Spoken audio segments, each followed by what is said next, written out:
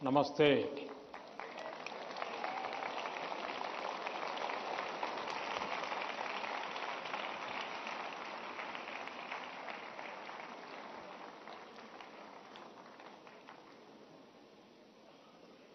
अभी मैं हमारे सभी विद्यार्थी साथियों ने कुछ न कुछ इनोवेशन किए हैं, अलग अलग प्रकार की आकृतियां बनाई हैं, नेशनल एजुकेशन पॉलिसी को आकृतियों में ढालने का प्रयास किया है। जल, थल, नभ और स्पेस और एआई, इन सभी क्षेत्रों में देश की भावी पीढ़ी क्या सोचती है, उसके पास कैसे कैसे सॉल्यूशंस हैं, ये सारी चीजें मुझे देखने का अवसर मिला। ऐसा लगा कि अगर मेरे पास 5-6 घंटे होते तो भी कम पड़ जाते।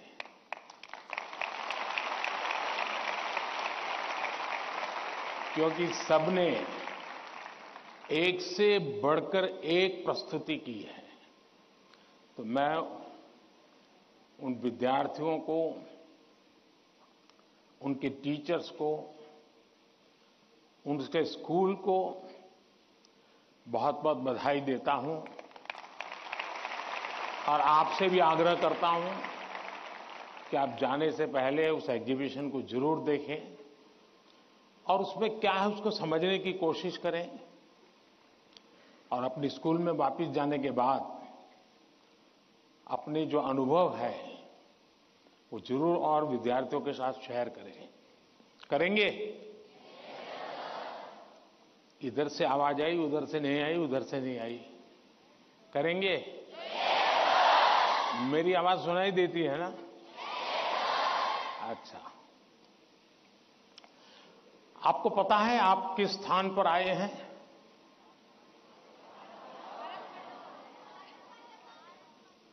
आप उस स्थान पर आए हैं जहां भारत मंडपम के प्रारंभ में दुनिया के सभी बड़े बड़े दिग्गज नेता 2 दिन बैठकर के यहां पर विश्व के भविष्य की चर्चा की थी। आज आप उस जगह पे हैं और आप भारत के भविष्य की चर्चा आज अपनी परीक्षा की चिंताओं के साथ साथ करने वाले हैं। और एक प्रकार से परीक्षा पे चर्चा ये कार्यक्रम मेरी भी परीक्षा होता है। और आप में से बहुत से लोग हैं जो हो सकता है कि मेरी परीक्षा लेना चाहते होंगे। कुछ लोग होंगे जेन्युइनली जिनको लगता होगा कि जरूर कुछ बातें ऐसी पूछी जाए जिसका समाधान खुद को भी मिले, औरों को भी मिले। हो सकता है हम सब सवालों को तो एड्रेस न कर पाएं, लेकिन ज्यादातर उन सवालों के कारण बहुत से साथियों को समाधान हो जाएगा। तो आइए हम प्रारंभ करते हैं, ज्यादा समय न गंवाते हुए। कहां से शुरू करना है?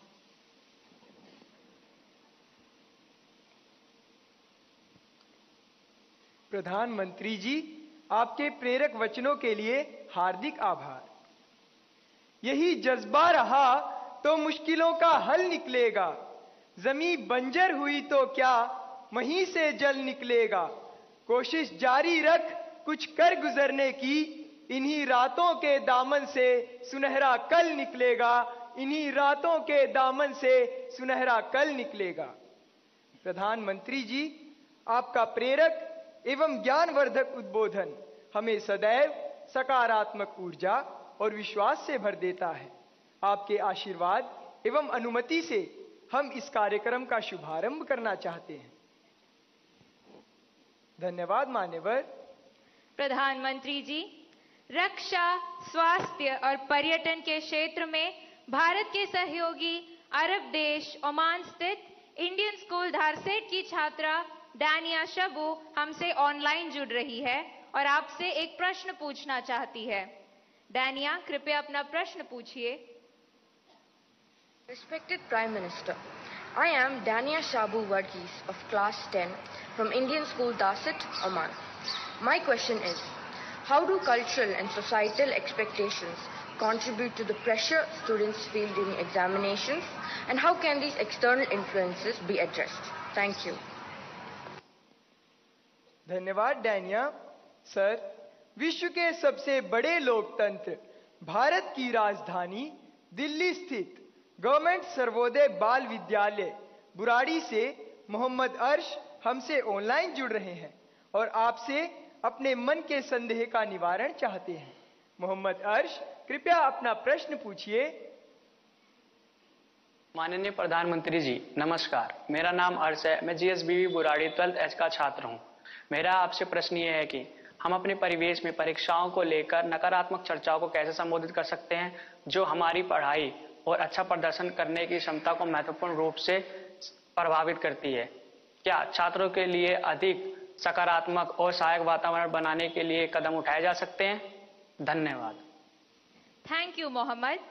ओमान से डानिया शबू और दिल्ली से मोहम्मद अर्श तथा हमारे जैसे अनेक विद्यार्थी समाज और आसपास के लोगों की एक्सपेक्टेशंस के प्रेशर को हैंडल नहीं कर पाते। कृपया उनका मार्गदर्शन करें।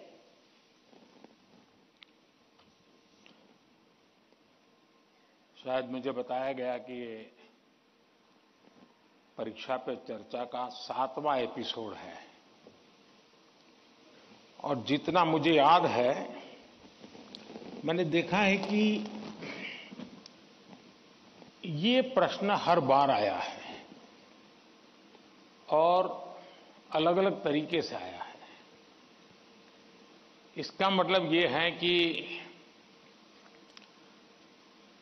7 साल में 7 अलग अलग बैचेज इस परिस्थितियों से गुजरी है और हर नई बैच को भी इन्हीं समस्याओं का सामना करना पड़ रहा है।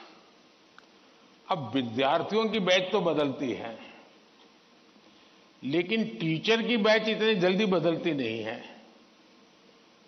अगर टीचर्स ने इन अब तक जितने मेरे एपिसोड हुए हैं उसमें मैंने इन बातों का जो वर्णन किया है, अगर उसका कुछ न कुछ उन्होंने अपने स्कूल में एड्रेस किया हो तो शायद हम इस समस्या को धीरे धीरे कम कर सकते हैं। उसी प्रकार से हर परिवार में ज्यादातर हो सकता है बड़े बेटे ने या बेटी ने पहले एक आध बार ये ट्रायल हुआ हो, लेकिन उनके लिए ज्यादा एक्सपीरियंस नहीं है। लेकिन हर मां बाप ने किसी न किसी रूप में इस समस्या को जरूर अनुभव किया है। अब सवाल यह है कि इसका समाधान क्या हो। हम ये तो नहीं कह सकते भाई स्विच ऑफ, प्रेशर बंद, ऐसा तो नहीं कर सकते। तो हमने अपने आप को एक तो किसी भी प्रकार के प्रेशर को झेलने के लिए सामर्थ्यवान बनाना चाहिए। रोते बैठना नहीं चाहिए, मान के चलना चाहिए कि जीवन में आता रहता है, दबाव बनता रहता है, तो खुद को तैयार करना पड़ता है। अब जैसे कभी आप उस स्थान पे जाते हैं जहां ठंड ज्यादा है और आप किसी गर्म इलाके में रहते हैं, तो आप मन को तैयार करते हैं कि आज अब मुझे 3-4 दिन के बाद ऐसे इलाके में जाना है जहां ठंड ज्यादा है। तो मन से आप तैयार करते हैं तो धीरे धीरे तो लगता है, पहुंचने के बाद कभी लगता है यार मैंने तो सोचा था उससे तो ठंड कम है, क्योंकि आपने मन से तय कर लिया है। और इसलिए आप टेम्परेचर कितना है कितना नहीं वो देखने की जरूरत नहीं पड़ती, आपका मन तैयार हो जाता है। वैसे ही दबाव को हमने अपने तरीके से मन से एक बार इस स्थिति से जीतना है, ये तो संकल्प करना होता है। दूसरा, ये जरा दबाव के प्रकार देखें। एक तो दबाव होता है खुद ने ही जो अपने लिए तय करके रखा है कि सुबह 4 बजे उठना ही उठना है, रात को 11 बजे तक पढ़ना ही पढ़ना है, आपने तो इतने आंसर सॉल्व करके ही जीतना है, और बड़ा दबाव खुद ही अनुभव करते हैं। मैं समझता हूं हमने उतना स्ट्रेच नहीं करना चाहिए कि जिसके कारण हमारी एबिलिटी ही टूट जाए। हमने स्लोली इंक्रीमेंट करना चाहिए। चलिए भाई, कल मैंने 7 क्वेश्चन सॉल्व किए थे रात को, आज 8 करूंगा। फिर मुझे वरना मैं 15 तय करूं और 7 ही कर पाऊं तो सुबह उठता है, यार देखो कल तो कर नहीं पाए, आज करूंगा। तो एक खुद भी दबाव के प्रेशर पैदा करते हैं। हमने इसको थोड़ा साइंटिफिक तरीके से कर रहे हैं। दूसरा, माँ बाप प्रेशर पैदा करते हैं, ये क्यों नहीं किया, वो क्यों नहीं किया, क्यों सोता रहा, चलो जल्दी उठते नहीं हो, पता नहीं एग्जाम है, और यहां तक कहते हैं देख वो तेरा दोस्त क्या करता है, तू क्या करता है। ये सुबह शाम जो कमेंट्री चलती है, रनिंग कमेंट्री, और कभी मां थक जाती है तो पापा की कमेंट्री शुरू होती है, कभी पापा थक जाते हैं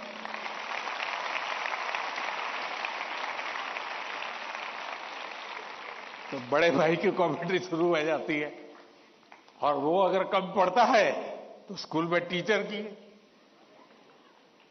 फिर या तो कुछ लोग ऐसे हैं, जा तुमको जो करना है कर लो, मैं अपना ऐसे ही रहूंगा। कुछ लोग इसे सिंसियर लेते हैं, लेकिन ये दबाव का दूसरा प्रकार है।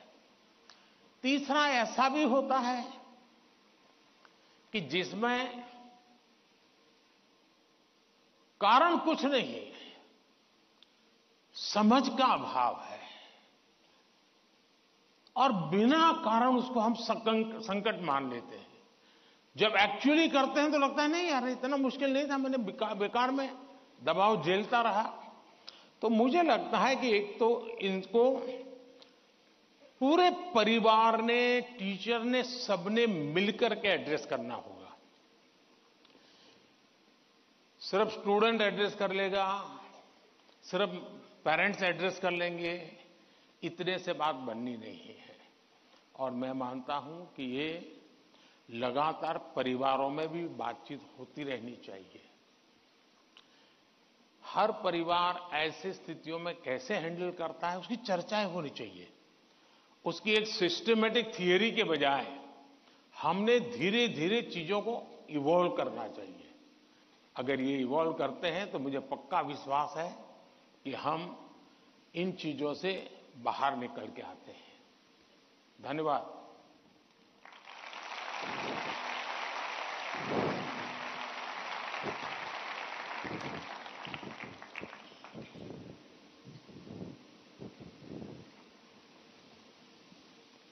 पीएम सर, प्रेशर झेलने का मार्ग सुझाने के लिए आपका धन्यवाद। वीर सावरकर के बलिदान के साक्षी एवं अनुपम प्राकृतिक सौंदर्य के लिए प्रसिद्ध अंडमान निकोबार द्वीप समूह से एक अभिभावक भाग्य लक्ष्मी जी हमसे वर्चुअल माध्यम से जुड़ रही हैं। भाग्य लक्ष्मी जी, अपना प्रश्न पूछिए। माननीय प्रधानमंत्री जी नमस्कार।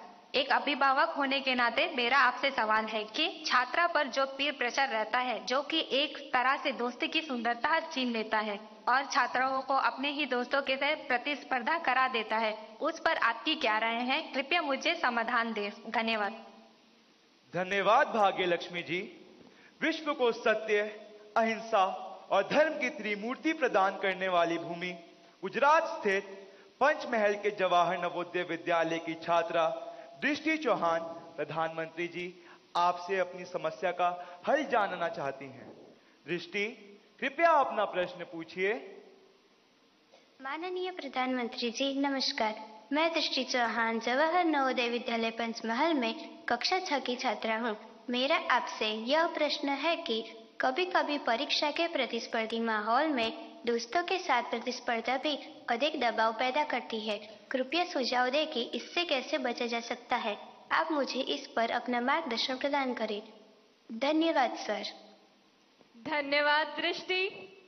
नेचुरल ब्यूटी से भरपूर, बारिश की पहली बूंदों से भीगने वाला राज्य केरल में स्थित केंद्रीय विद्यालय क्रमांक 1 कालीकट से स्वाति दिलीप हमसे ऑनलाइन जुड़ रही हैं और आपसे अपना प्रश्न पूछना चाहती हैं। स्वाति, कृपया अपना प्रश्न पूछिए। Namaskar, Honorable Prime Minister, sir. I am Swati Dilip, a class 11 student from PM Sri Kendriya Vidyalaya number 1 Calicut of Ernakulam region. Sir, could you please guide us on how in this competitive world we can avoid unhealthy and unnecessary competition and also how to not take peer pressure into our heads? Thank you, sir. धन्यवाद स्वाति। प्रधानमंत्री जी, कृपया भाग्य लक्ष्मी जी, दृष्टि और स्वाति द्वारा पूछे गए प्रश्नों में पीयर प्रेशर और कंपटीशन से होने वाली चिंता तथा इसके कारण रिश्तों में आने वाली कड़वाहट से कैसे बचें, कृपया मार्गदर्शन कीजिए।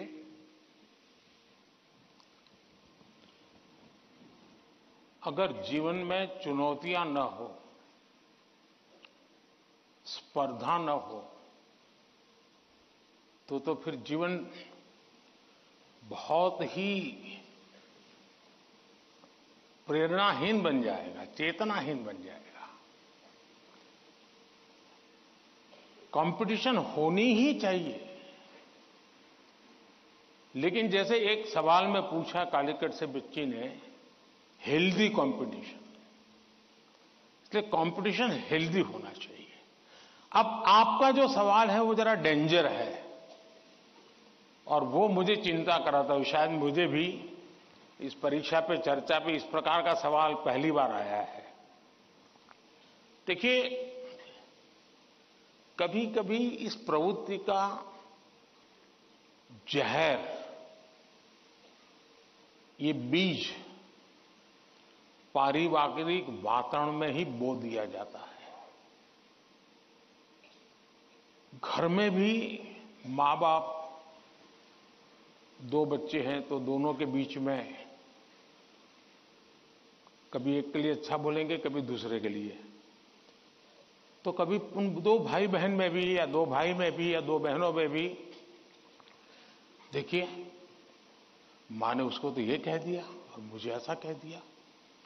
एक इस प्रकार की विकृत स्पर्धा का भाव जाने अनजाने में परिवार के रोजमर्रा के जीवन में बो दिया जाता है। और इसलिए मेरी सभी पेरेंट्स से आग्रह है कि कृपा करके बच्चों की इस प्रकार की कंपैरिजन, अपने ही संतानों की ऐसी कंपैरिजन मत कीजिए। उसके अंदर एक द्वेष का भाव पैदा कर देते हैं और वो परिवार में भी कभी न कभी लंबे समय के बाद वो बीज एक बहुत बड़ा जहरीला वृक्ष बन जाता है। उसी प्रकार से मैंने बहुत पहले एक वीडियो देखा था, शायद आप लोगों ने भी देखा होगा। कुछ दिव्यांग बच्चे, उनकी एक कंपटीशन में सब दौड़ रहे हैं। 12-15 बच्चे अलग अलग, किसी दिव्यांग है तो कठिनाइयां है, लेकिन वो दौड़ रहे हैं। इतने में एक बच्चा गिर जाता है। अब ज्यादा बुद्धिमान लोग होते तो क्या करते, वाह ये तो गया, चलो यार एक तो स्पर्धा में कम हो गया। लेकिन उन बच्चों ने क्या किया, सबके सब जो आगे चले गए थे वो भी पीछे आए, जो दौड़ रहे थे वो भी रुक गए। पहले उन सब ने उसको खड़ा किया और फिर दौड़ना शुरू किया।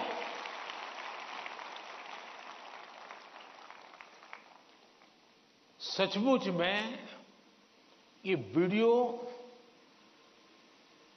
दिव्यांग बच्चों के जीवन का भले होगा, लेकिन हम लोगों को भी ये बहुत बड़ी प्रेरणा और बहुत बड़ा संदेश दे देता है। अब तीसरा विषय है कि आपके दोस्त से आपको किस चीज की स्पर्धा है भाई। मान लीजिए 100 मार्क्स का पेपर है, अगर आपका दोस्त 90 ले गया तो क्या आपके लिए 10 मार्क बचा है क्या? आपके लिए 10 मार्क बचा है क्या? आपके लिए भी तो 100 है ना। तो आपको उससे स्पर्धा नहीं करनी है, खुद से करनी है।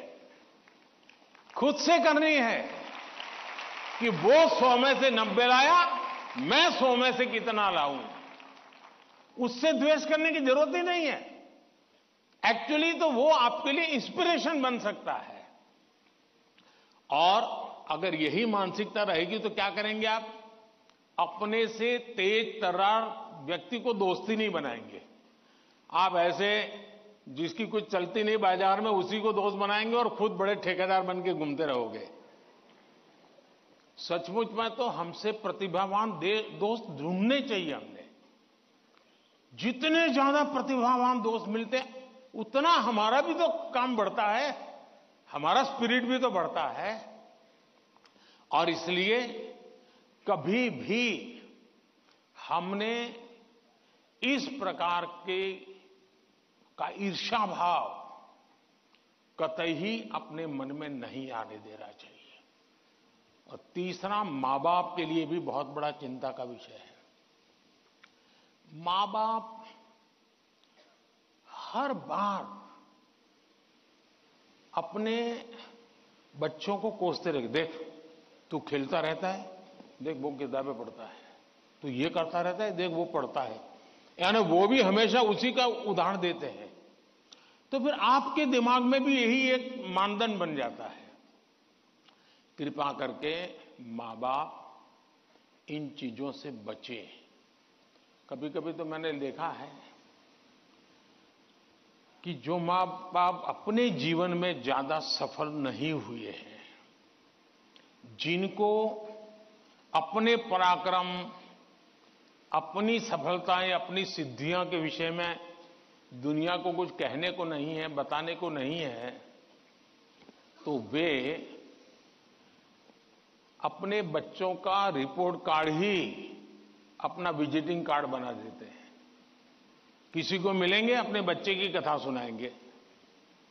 अब ये जो नेचर है वो भी एक प्रकार से बच्चे के मन में एक ऐसा भाव भर देता है कि मैं तो सब कुछ हूं, अब मुझे कुछ करने की जरूरत नहीं है। वो भी बहुत नुकसान करता है।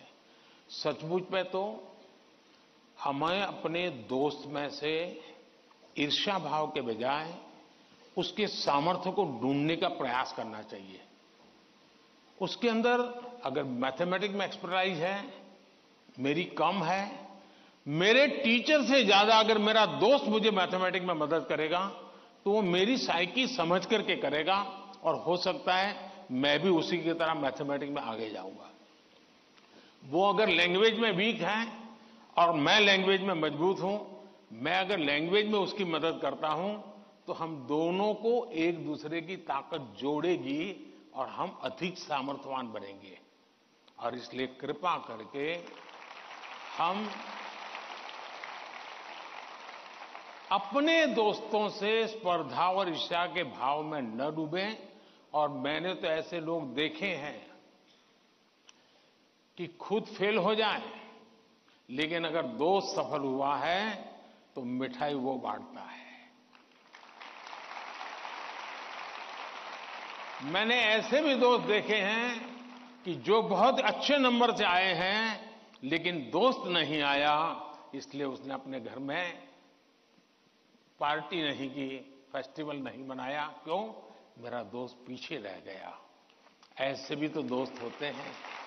और क्या दोस्ती लेन देन का खेल है क्या? जी नहीं, दोस्ती ये लेन देन का खेल नहीं है। जहां कोई प्रकार का इस प्रकार का लेना देना नहीं है, निर्व्याज प्यार होता है, वही तो दोस्ती होती है। और ये जो दोस्ती होती ना, वो स्कूल छोड़िए जिंदगी भर आपके साथ रहती है। और इसलिए कृपा करके दोस्त हमसे ज्यादा तेजस्वी तपस्वी हमें चुनने चाहिए और हमेशा उनसे सीखने का प्रयास करना चाहिए। धन्यवाद।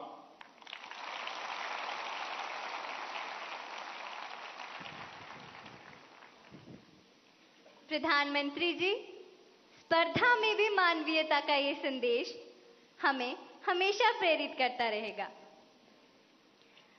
भारत का दक्षिण पूर्वी राज्य, कृषि प्रधान प्रदेश, तिरुमलाई की पवित्र भूमि, आंध्र प्रदेश स्थित ZP high school Uparapalli, Anakapalli जिले के संगीत शिक्षक श्री कोंडा कांची संपतराव जी हमारे साथ ऑनलाइन माध्यम से जुड़ रहे हैं और आपसे प्रश्न पूछना चाहते हैं। संपतराव जी, कृपया अपना प्रश्न पूछिए। प्रधानमंत्री वर्युल वारिकी नमस्कारांजलि। मेरा नाम कोंडकांची संपतराव है और मैं ZP high school Uparapalli, Anakapalli district, Andhra Pradesh में शिक्षक हूँ। सर, मेरा आपसे यह प्रश्न है कि एक शिक्षक के रूप में मैं किन तरीकों से अपने छात्रों को परीक्षा देने में तनाव मुक्त बनाने में मदद कर सकता हूँ? कृपया इस पर मेरा मार्गदर्शन कीजिए। धन्यवाद। धन्यवाद सर। भारत के पूर्व में चाय बागानों तथा सुंदर पर्वतीय प्रदेश, ब्रह्मपुत्र की भूमि, असम के शिवसागर स्थित हाशारा हाई स्कूल से एक टीचर बंटी मेधी जी, जो कि सभागार में उपस्थित है, प्रधानमंत्री जी से एक प्रश्न पूछना चाहती हैं। मैम, कृपया अपना प्रश्न पूछिए। Namaskar, Honorable Prime Minister Sir, I am Bonti Medhi, a teacher from Sibsagar district, Assam. My question is, what should be the role of a teacher in motivating students? Please guide us. Thank you. धन्यवाद ma'am. प्रधानमंत्री जी, कृपया आंध्र प्रदेश के संगीत शिक्षक श्री संपतराव जी और सभागार में उपस्थित शिक्षिका बंटी मेथी जी द्वारा पूछे गए इन प्रश्नों में वे परीक्षा के समय शिक्षकों की भूमिका के विषय में जानना चाहते हैं कि वे किस प्रकार विद्यार्थियों को तनाव मुक्त रहने में सहायता करें। कृपया समस्त शिक्षक वर्ग का मार्गदर्शन कीजिए। पहले तो मैं समझता हूं जो संगीत के टीचर हैं वो तो अपने क्लास नहीं, पूरी स्कूल के बच्चों का तनाव खत्म कर सकते हैं।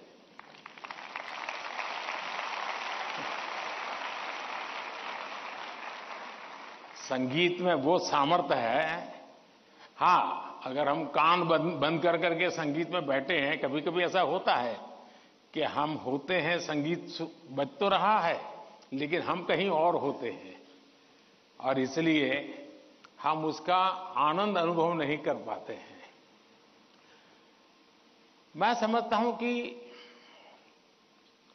किसी भी टीचर के मन में जब ये विचार आता है कि मैं स्टूडेंट के इस तनाव को कैसे दूर करूं, मैं हो सकता है मैं गलत हूं, लेकिन शायद मुझे लगता है कि टीचर के मन में परीक्षा का कालखंड है। अगर टीचर और स्टूडेंट का नाता परीक्षा के कालखंड का है तो सबसे पहले वो नाता करेक्ट करना चाहिए। आपका स्टूडेंट्स के साथ नाता जैसे ही आप पहले दिन, वर्ष के प्रारंभ में पहले ही दिन क्लासरूम में एंटर करते हैं, उसी दिन से एग्जाम आने तक आपका नाता निरंतर बढ़ते रहना चाहिए। तो शायद परीक्षा के दिनों में तनाव की नौबत ही नहीं आएगी।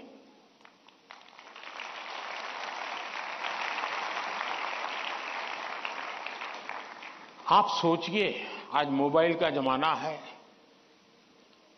स्टूडेंट के पास भी आपका मोबाइल होगा ही होगा। क्या कभी किसी स्टूडेंट ने आपको फोन किया है, कॉल पर कांटेक्ट किया है कि मुझे ये तकलीफ हो रही है, मैं चिंता में हूं? कभी नहीं किया होगा। क्यों? क्योंकि उसे लगता ही नहीं है कि मेरी जिंदगी में आपका कोई विशेष स्थान है। उसको लगता है कि आपका मेरा नाता सब्जेक्ट है, मैथ्स है, केमिस्ट्री है, लैंग्वेज है। जिस दिन आप सिलेबस से आगे निकल करके उससे नाता जोड़ोगे तो वो अपनी छोटी मोटी दिक्कतों के समय भी जरूर आपसे अपने मन की बात करेगा। अगर ये नाता है तो एग्जाम के समय तनाव की स्थिति पैदा होने की संभावना ही खत्म हो जाएगी। आपने कई डॉक्टर्स देखे होंगे, उन डॉक्टर में डिग्री तो सबके पास होती है, लेकिन कुछ डॉक्टर्स जो जनरल प्रैक्टिशनर्स होते हैं वो ज्यादा सफल इसलिए होते हैं कि पेशेंट आकर के जाने के बाद एक आध दिन के बाद फिर उसको फोन करते हैं कि भाई आपने वो दवाई ठीक से ले ली थी, कैसा है आपका? वो दूसरे दिन अपने अस्पताल आएगा तब तक इंतजार करने के बजाय बीच में एक आध बार बात कर लेते हैं, और वो बॉन्डिंग होता है ना, वो उसको आधा ठीक कर देता है। आप में से कोई टीचर ऐसे हैं, मान लीजिए किसी बच्चे ने बहुत अच्छा किया और जाकर के उसे परिवार में बैठ करके कहा, भाई आज तो मैं मिठाई खाने आया हूं, आपके बच्चे ने इतना शानदार कर दिया, आज आपसे मिठाई खाऊंगा। आपको कल्पना आती है कि उस मां बाप को, जब आप, बच्चे ने तो बताया ही होगा घर में जाकर के कि आज मैं ये करके आया हूं, लेकिन एक टीचर खुद जाकर के अगर बताता है तो उस परिवार में टीचर का आना, टीचर का बताना उस बच्चे को भी ताकत देगा और परिवार भी कभी कभी और कुछ सोचता होगा। जब टीचर ने आके कहा तो परिवार भी सोचा, यार मेरे बच्चे में ये तो शक्ति हमें मालूम नहीं थी, लेकिन टीचर ने जो वर्णन किया वाकई हमें थोड़ा ध्यान देने की जरूरत है। तो आप देखेंगे कि एकदम से माहौल बदल जाएगा। और इसलिए पहली बात यह है, परीक्षा के समय तनाव दूर करने के लिए क्या करना, उसके लिए तो मैंने बहुत कुछ कह चुका हूं, मैं उसको रिपीट नहीं करता हूं। लेकिन अगर वर्ष भर आपका उसके साथ नाता रहता है, मैं तो कभी कभी पूछता हूं कई टीचरों को कि भाई आप 30 साल से टीचर हैं, जो पहले बार आपके यहां पढ़ाई करके गए होंगे शुरू में, अब तो उनकी शादी हो गई होगी, क्या कोई आपका स्टूडेंट अपना शादी का कार्ड देने आया था क्या? 99% टीचर मुझे कहते हैं कि नहीं, कोई स्टूडेंट नहीं आया। मतलब हम जॉब करते थे, हम जिंदगी नहीं बदलते थे।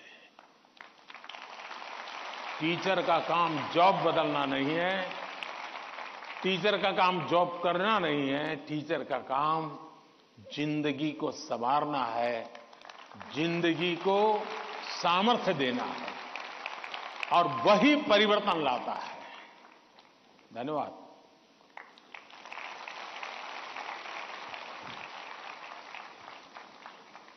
शिक्षक एवं शिष्य के संबंधों में आपसी विश्वास महत्वपूर्ण है। हमें नया दृष्टिकोण देने के लिए धन्यवाद।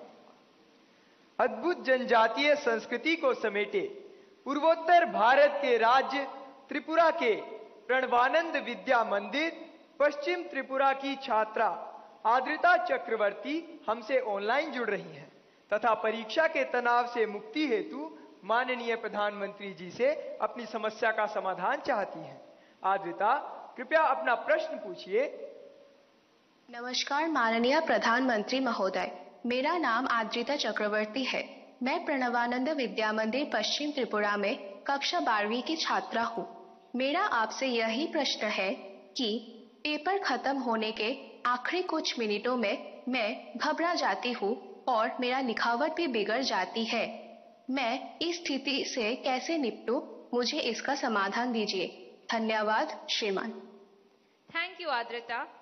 प्राकृतिक संसाधनों से भरपूर दान का कटोरा के रूप में प्रसिद्ध राज्य छत्तीसगढ़ स्थित जवाहर नवोदय विद्यालय करप कांकेर के छात्र शेख तैफुर रहमान ऑनलाइन माध्यम से जुड़ रहे हैं तथा परीक्षा के तनाव से मुक्ति के लिए मार्गदर्शन चाहते हैं।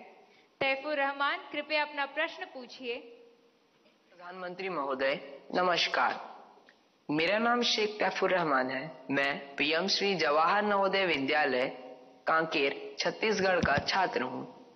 मान्यवर, परीक्षा के दौरान अधिकांश छात्र घबराहट महसूस करते हैं, जिसके कारण वे मूर्खतापूर्ण गलतियां कर बैठते हैं, जैसे कि प्रश्नों को सही ढंग से ना पढ़ना आदि। मान्यवर, मेरा आपसे यह प्रश्न है कि इन गलतियों से कैसे बचा जाए। कृपया अपना मार्गदर्शन दें। धन्यवाद। शुक्रिया तैफुर। उड़ीसा आदर्श विद्यालय कटक से हमारे बीच इस सभागार में एक छात्रा राजलक्ष्मी आचार्य मौजूद है। वे प्रधानमंत्री जी से प्रश्न पूछना चाहती हैं। राजलक्ष्मी, कृपया अपना प्रश्न पूछिए। ऑनरेबल प्राइम मिनिस्टर, जय जगन्नाथ। किस तरफ है राजलक्ष्मी? हाँ, जय Jagannath. My name is Rajalakshmi Acharya. I am from Odisha Adarsh Vidyalaya, Jokidola, Banki, Cuttack. Sir, my question is, it is easy to say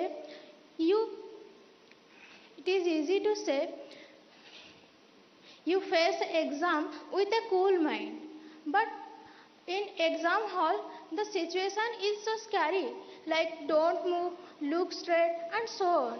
Then how can it be so cool? Thank you sir. धन्यवाद राजलक्ष्मी।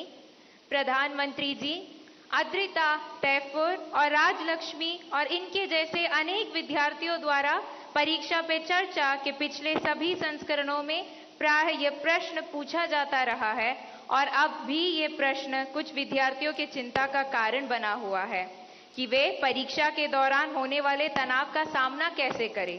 कृपया इनका मार्गदर्शन कीजिए। घूम फिर करके फिर तनाव आ गया। अब ये तनाव से मुक्ति कैसे हो? आप देखिए कैसी गलती होती है। कुछ गलतियां यानी रोजमर्रा की हम थोड़ा ऑब्जर्व करें तो पता चलेगा। कुछ गलतियां पेरेंट्स का अति उत्साह कर देता है, कुछ गलतियां स्टूडेंट की अतिशय सिंसियरिटी कर देती है। बस समझता हूं इससे बचा जाए। जैसे मैंने देखा है कि कुछ माँ बाप को लगता है कि आज एग्जाम है तो बेटे को नई पेन ला करके दो, जरा कपड़े अच्छे पहना करके भेजो, तो उसका काफी समय तो उसमें एडजस्ट होने में ही जाता है। शर्ट ठीक है कि नहीं है, यूनिफॉर्म ठीक पहना है कि नहीं पहना है। माँ बाप से मेरा आग्रह है जो पेन रोज उपयोग करता है ना वही दीजिए आप। या वहां पेन दिखाने थोड़ा जा रहा है वो। और परीक्षा के समय किसी को फुर्सत नहीं है, आपका बच्चा नया पहन करके आया, पुराना पहन के आया। तो ये साइकी उनको बाहर आना चाहिए। दूसरा, कुछ ऐसी चीजें खिला करके भेजेंगे, तुझे एग्जाम है ये खा के जाओ, एग्जाम है ये खा के जाओ, तो उसको और मुसीबत होती है जिसका वो कंफर्ट नहीं है। आवश्यकता से अधिक उस दिन खाना, फिर मां कहेगी अरे तुम्हारा तो एग्जाम सेंटर इतना दूर है, तुम रात आते आते 7 बज जाएगा, ऐसा करो कुछ खा के जाओ, फिर कहेगी कुछ लेके जाओ। उसको वो रेजिस्ट करने लगता है, नहीं मैं नहीं ले जाऊंगा। वहीं से तनाव शुरू हो जाता है, घर से निकलने से पहले हो जाता है। तो मेरी सभी पेरेंट्स से अपेक्षा है और मेरा सुझाव है कि आप उसको अपनी मस्ती में जीने दीजिए। एग्जाम देने जा रहा है तो उत्साह उमंग के साथ चला जाए, बस जो उसकी रोजमर्रा की आदत है वैसा ही रहे वो। फिर जो सिंसियर स्टूडेंट है उनका प्रॉब्लम क्या होता है, दरवाजे तक किताब छोड़ते नहीं, दरवाजे तक। अब आप अचानक इस प्रकार से इवन रेलवे स्टेशन पर भी जाते हैं ना, तो कभी ट्रेन की एंट्री और आपकी एंट्री ऐसा होता है क्या? आप 5-10 मिनट पहले जाते हैं, प्लेटफॉर्म पर खड़े रहते हैं, कहां आपका डिब्बा आएगा उसका अनुमान लगाते हैं, फिर उस जगह पे जाते हैं, फिर सोचते हैं कि पहले कौन सा लगेज अंदर ले जाऊंगा, फिर कौन सा, यानी मन आपका तुरंत अपने आप को ट्रेन आने से पहले ही सेट करने लग जाता है।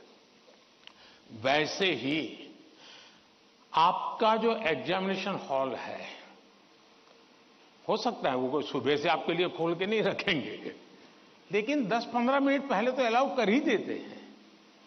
तो आराम से जैसे ही खुले अंदर पहुंच जाइए और आराम से बैठिए मस्ती से। जरा पुरानी कोई हंसी मजाक की चीजें हैं तो उसको जरा याद कर लीजिए, और दोस्ती बगल में तो एक आध चुटकुला सुना दीजिए, हंसी मजाक में पल 5-10 मिनट बिता दीजिए। कुछ नहीं है जान पाने, कम से कम एक डीप ब्रीथिंग करिए, बहुत गहरा सांस लीजिए, धीरे धीरे 8-10 मिनट खुद के लिए जिए, आप खुद में खो जाइए, एग्जाम से बाहर निकल जाएंगे। और फिर जब आपके हाथ में क्वेश्चन पेपर आएगा तो आप कंफर्ट होंगे। वरना क्या होता है, वो आया कि नहीं, वो देखा कि नहीं, वो कैसा है, फला नहीं, टीचर कहां दिखता है, सीसीटीवी कैमरा है। अरे आपका क्या काम है जी, सीसीटीवी कैमरा किसी भी कोने पर पड़ा है, तेरा क्या लेना देना है जी। हम इन्हीं चीजों में लटके रहते हैं जी, और वही बिना कारण हमारी शक्ति समय वेस्ट करता है। हमने खुद में ही खोए रहना चाहिए। और जैसा ही क्वेश्चन पेपर आ जाए तो कभी कभी तो आपने देखा होगा कि अगर आप फर्स्ट बेंच पर आपका नंबर आया है, लेकिन क्वेश्चन पेपर वो पीछे से बांटना शुरू करता है, तो आपका दिमाग फड़कता है, देखिए मेरे से तो 5 मिनट पहले उसको मिलेगा, मुझे 5 मिनट बाद में मिलेगा। ऐसा ही होता है ना, ऐसा होता है ना। अब ऐसी चीजों में अपना दिमाग खपाओगे कि पहले क्वेश्चन पेपर मुझे मिला कि 20 नंबर के बाद मिला, तो आप अपनी एनर्जी, आप परिस्थिति तो पलट नहीं सकते। टीचर ने वहां से क्यों कि आप खड़े होकर नहीं कह सकते पहले मेरे से दो, ऐसा तो नहीं कर सकते। तो आपको पता है ऐसा होना, फिर ऐसे ही अपने आप को एडजस्ट कर लेना चाहिए। एक बार आप ये अगल बगल की सारी दुनिया, और हम बचपन से पढ़ते तो आए हैं, वो अर्जुन को पक्षी की आंख वाली कथा तो सुनते रहते हैं, लेकिन जीवन में आता है तो नहीं, पेड़ भी दिखता है, पत्तियां भी दिखती है, तब आपको वो पक्षी की आंख नहीं दिखती है। आप भी मन में कथाएं सुनते हैं, पढ़ते हैं, तो उसको जीवन में लाने का मौका होता है। तो पहली बात तो यह है कि इन सारी बाह्य चीजों से आप, दूसरा, परीक्षा में घबराहट का कभी कारण ये होता है, कभी लगता है समय कम पड़ गया, कभी लगता है कि अच्छा होता मैं वो क्वेश्चन पहले कर लेता। तो इसका उपाय ये है, पहले एक बार पूरा क्वेश्चन पेपर पढ़ लीजिए, फिर मन से तय कीजिए कि किस आंसर में कितना मिनट मोटा मोटा मेरा जाएगा, और उसी प्रकार से अपना समय तय कर लीजिए। अब खाना खाते हैं, आप खाने के लिए बैठते हैं तो घड़ी देख करके थोड़े खाते, भाई 20 मिनट में खाना खाना है, तो खाते खाते आदत हो ही जाती है, हाँ भैया इतने में 20 मिनट भी हो गया और खाना भी हो गया। इसके लिए कोई घड़ी और कोई बेल थोड़ा बचता है कि चलो अब खाना शुरू करो, अब खाना बंद करो, ऐसा तो होता नहीं है। तो ये प्रैक्टिस है। दूसरा मैंने देखा है कि आजकल जो सबसे बड़ी समस्या है, जिसके कारण ये समस्या, आप मुझे बताइए, आप एग्जाम देने जाते हैं, मतलब आप फिजिकली क्या करते हैं? आप फिजिकली पेन हाथ में पकड़ करके लिखते हैं, यही करते हैं ना। दिमाग अपना काम करता है, लेकिन आप क्या करते हैं? लिखते हैं। आज के युग में आईपैड के कारण, कंप्यूटर के कारण, मोबाइल के कारण मेरी लिखने की आने के बाद उसका मिनिमम 50% टाइम आप खुद अपनी नोटबुक के अंदर कुछ न कुछ लिखेंगे, हो सके तो उस विषय पर लिखेंगे और 3 बार 4 बार खुद का लिखा हुआ पढ़ेंगे और खुद का लिखा हुआ करेक्ट करेंगे। तो आपका जो इंप्रूवमेंट होगा किसी की मदद बिना इतना बढ़िया हो जाएगा कि आपको बाद में लिखने की आदत हो जाएगी। तो कितने पेज पे लिखना, इतना लिखने में कितना समय जाता है, ये आपकी मास्टरी हो जाएगी। कभी कभी मन से विषय आपको लगता है ये तो मुझे आता है। जैसे आप मान लीजिए कोई बड़ा प्रसिद्ध कोई गाना सुन रहे हैं, गाना बज रहा है तो आपको लगता है ये गाना तो मुझे आता है क्योंकि आपने बहुत बार सुना है। लेकिन एक बार गाना बंद करके जरा कागज पे लिखो ना वो गाना आता है क्या, तो पता चलेगा नहीं यार, सुनते समय जो मेरा कॉन्फिडेंस था, मुझे अच्छा लगता था और आता था, हकीकत में मुझे आता नहीं था। मुझे वहां से प्रॉम्प्टिंग होती थी, इसलिए मुझे वो लाइन याद आ जाती थी और उसमें भी परफेक्ट शब्द के संबंध में जब बात आएगी तो मैं पीछे रह जाऊंगा। मेरी आज की पीढ़ी के साथियों से बहुत मेरा आग्रह है कि कृपा करके आपकी एग्जाम में एक बड़ी चैलेंज होती है लिखना।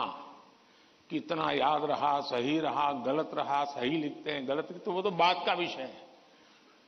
आप अपना ध्यान प्रैक्टिस में इस पर कीजिए। अगर ऐसी कुछ चीजों पर अगर आप ध्यान केंद्रित करेंगे, मुझे पक्का विश्वास है कि एग्जाम हॉल में बैठने के बाद जो अनकंफर्ट या प्रेशर फील करते हैं वो आपको लगेगा ही नहीं, क्योंकि आप आदी हैं।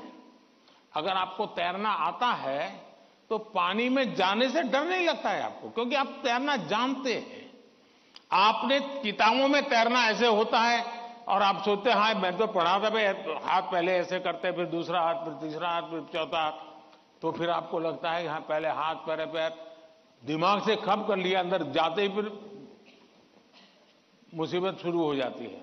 लेकिन जिसने पानी में ही प्रैक्टिस शुरू कर दी, उसको कितना ही गहरा पानी क्यों हो, उसको भरोसा होता है मैं पार कर जाऊंगा। और इसलिए प्रैक्टिस बहुत आवश्यक है, लिखने की प्रैक्टिस बहुत आवश्यक है। और लिखना जितना होगा शार्पनेस ज्यादा आएगी, आपके विचारों में भी शार्पनेस आएगी। और अपनी लिखी हुई चीज को 3 बार 4 बार पढ़ के खुद करेक्ट कीजिए। जितना ज्यादा खुद करेक्ट करोगे, आपकी उस पर ग्रिप बहुत ज्यादा आएगी, तो आपको अंदर बैठ करके कोई प्रॉब्लम नहीं होगा। दूसरा, अगल बगल में वो बड़ी स्पीड से लिख रहा है, मैं तो तीसरे क्वेश्चन पे अड़ा हुआ हूं, वो तो 7वें पर चला गया। दिमाग इसमें मत खपाइए बाबा, वो 7 में पहुंचे, 9 में पहुंचे, करे न करे, वो पता नहीं, वो सिनेमा की स्टोरी लिखता होगा। तुम अपने पर भरोसा करो, तुम अपने पर भरोसा करो। अगल बगल में कौन क्या करता है छोड़ो। जितना ज्यादा अपने आप पर फोकस करोगे, उतना ही ज्यादा आपका क्वेश्चन पेपर पर फोकस होगा।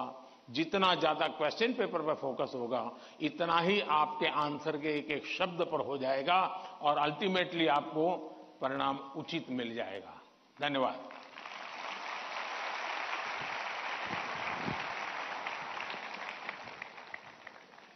धन्यवाद पीएम सर। तनाव प्रबंधन का ये सूत्र जीवन भर हमें प्रेरित करेगा।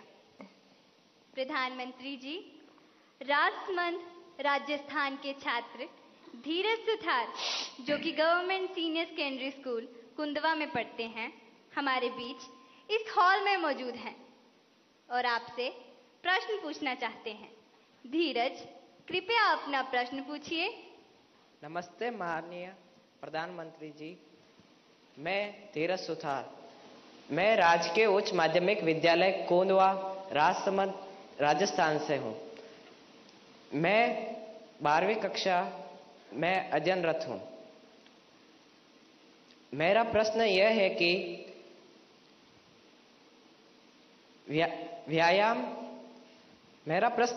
कि व्यायाम के साथ साथ पढ़ाई को कैसे मैनेज करें, क्योंकि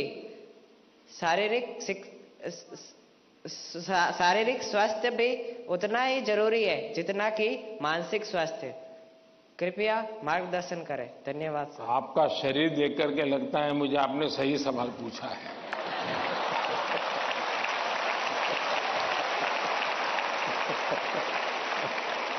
और आपकी ये चिंता भी सही होगी।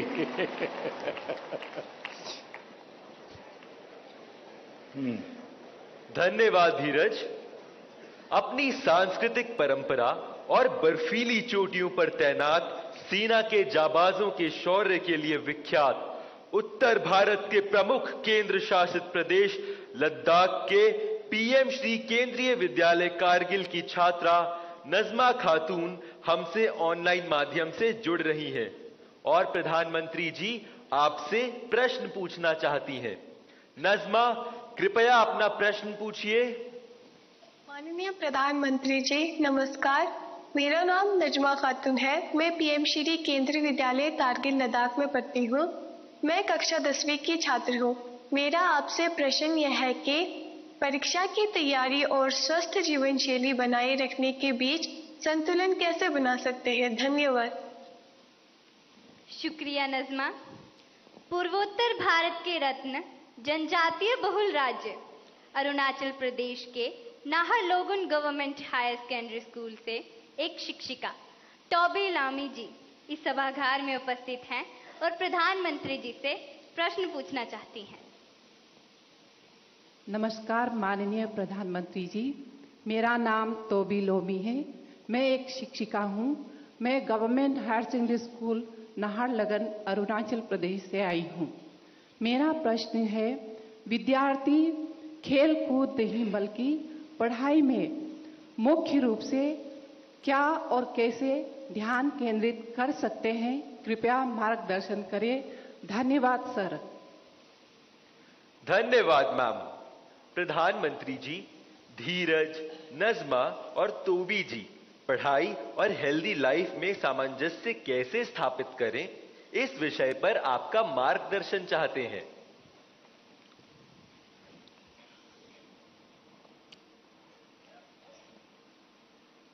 आप में से बहुत सारे स्टूडेंट्स मोबाइल फोन का उपयोग करते होंगे और कुछ लोग होंगे शायद उनको घंटों तक मोबाइल फोन की आदत हो गई होगी। लेकिन क्या कभी ऐसा विचार आया मन में कि नहीं मैं रिचार्जिंग में फोन रखूंगा तो मेरा मोबाइल का उपयोग कम हो जाएगा, इसलिए रिचार्जिंग नहीं करूंगा। अगर रिचार्जिंग नहीं करूंगा तो मोबाइल काम करेगा क्या? करेगा क्या? तो मोबाइल जैसी चीज जो रोजमर्रा देखते हैं उसको भी चार्जिंग करना पड़ता है नहीं करना पड़ता है? अरे जवाब तो दीजिए। रिचार्ज करना पड़ता है नहीं करना पड़ता है? अगर मोबाइल को करना पड़ता है तो ये बॉडी को करना चाहिए कि नहीं करना चाहिए?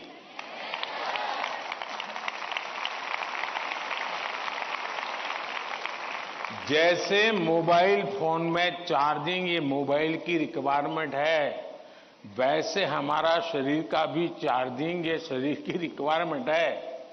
आप ऐसा सोचो कि नहीं पढ़ना है तो बस विंडो बंद, पढ़ाई, बाकी सब बंद, ऐसा कभी नहीं हो सकता है। जीवन ऐसे नहीं जी सकते हैं और इसलिए जीवन को थोड़ा संतुलित बनाना पड़ता है।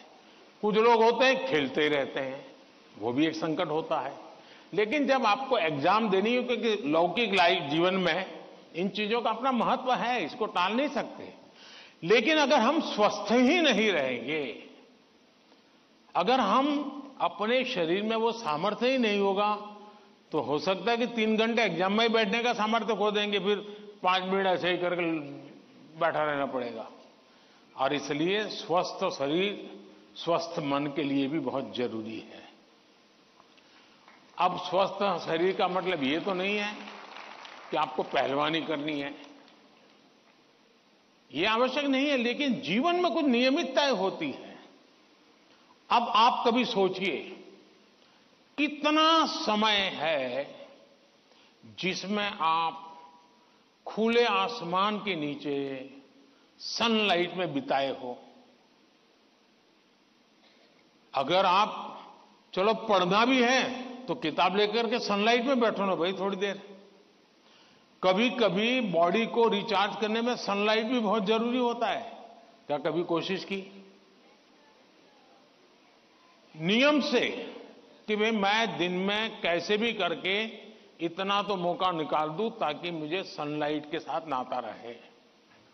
उसी प्रकार से कितना ही पढ़ना क्यों ना हो, लेकिन नींद को कभी भी कम मत आंकिए। जब अपनी मम्मी हमको कहती हैं कि सो जाओ तो उसका इंटरफेरेंस मत मानिए। ज्यादातर स्टूडेंट का ईगो इतना हर्ट हो जाता है कि तुम कौन होती हो, सो जाओ और मुझे कल एग्जाम देनी है, मैं सोऊंगा नहीं सोऊंगा तुम्हें क्या लेना। ऐसा करते हैं ना घर में। जो नहीं करते हैं न बोले, जो करते हैं वो बोले। जरा करते हैं, कोई नहीं बोल रहा है। लेकिन ये पक्का है कि नींद के विषय में भी अगर एक बार रील पर चढ़ गए, एक के बाद एक रील देखते गए, छुपाना चाहते हो ना, कितना समय बीत गया पता नहीं, कितनी नींद खराब हो गई पता नहीं, क्या निकाला पहला रील देखा था याद करो जरा, याद भी नहीं है, ऐसे ही देख रहे हैं। ऐसे हम नींद को बहुत कम आंकते हैं। आज आधुनिक हेल्थ साइंस जो है वो नींद को बहुत तवज्जो देता है। आप आवश्यक नींद लेते हैं कि नहीं लेते हैं, वो आपके स्वास्थ्य पर बहुत बड़ा महत्वपूर्ण है। आपको उस पर ध्यान केंद्रित करना चाहिए। इसका मतलब ये भी नहीं कि बस एग्जाम तो आती रहेगी। मोदी जी को मिला था, उसने कहा है सो जाओ। अभी यहां आर्टिस्टिक बोर्ड बनाओ और घर में घुसते ही लिखो सो जाओ, मम्मी पापा को दिखा दो सो जाओ। ऐसा तो नहीं करेंगे ना। कम नींद स्वास्थ्य के लिए अनुचित है।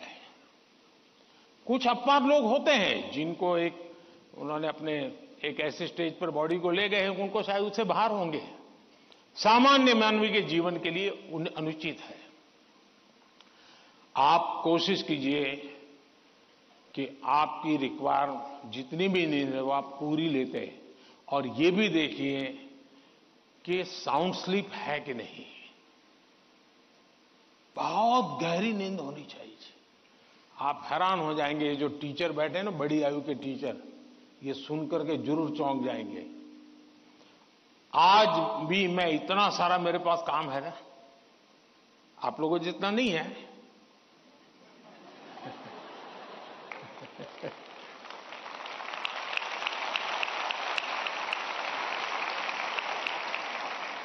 लेकिन 365 दिन कोई अपवाद नहीं।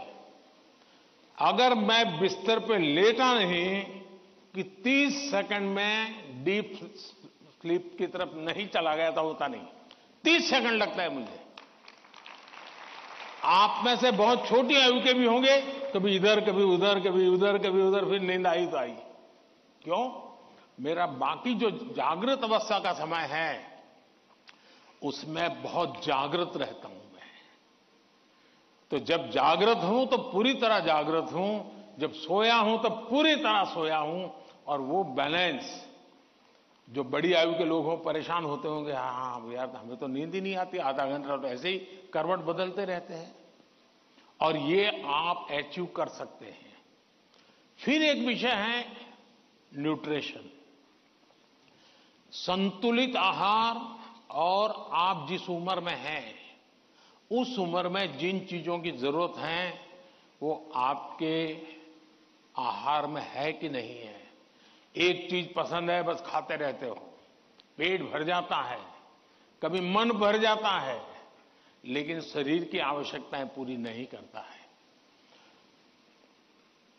10th 12th का एक कालखंड ऐसा है जब आपके पास एग्जाम का वातावरण है, तो एक बार तय कीजिए कि मेरे शरीर को जितनी रिक्वायरमेंट है वो मैं लेता हूं। माँ बाप भी बच्चे को ऐसा ना करें, नहीं नहीं आज तो हलवा बनाया है, जरा ज्यादा खा ले। कभी माँ बाप को भी लगता है कि क्वांटिटी ज्यादा खिला दी तो बच्चा आज खुश है। जी नहीं, उसके शरीर, और इसके लिए कोई अमीरी गरीबी का मुद्दा नहीं है। जो उपलब्ध चीजें होती हैं उसी में से मिल जाता है जी, उसमें सारी चीजें रहती हैं। कम से कम खर्च वाली भी चीजें होती हैं जो हमारे न्यूट्रिशन को कैर कर सकती है। और इसलिए हमारे आहार में संतुलन, ये भी स्वास्थ्य के लिए उतना ही जरूरी है। और फिर एक्सरसाइज, हमने पहलवानी वाली एक्सरसाइज करे या ना करे अलग बात है, लेकिन फिटनेस के लिए एक्सरसाइज करना चाहिए। जैसे डेली टूथब्रश करते हैं ना, वैसे ही नो कॉम्प्रोमाइज एक्सरसाइज करनी चाहिए।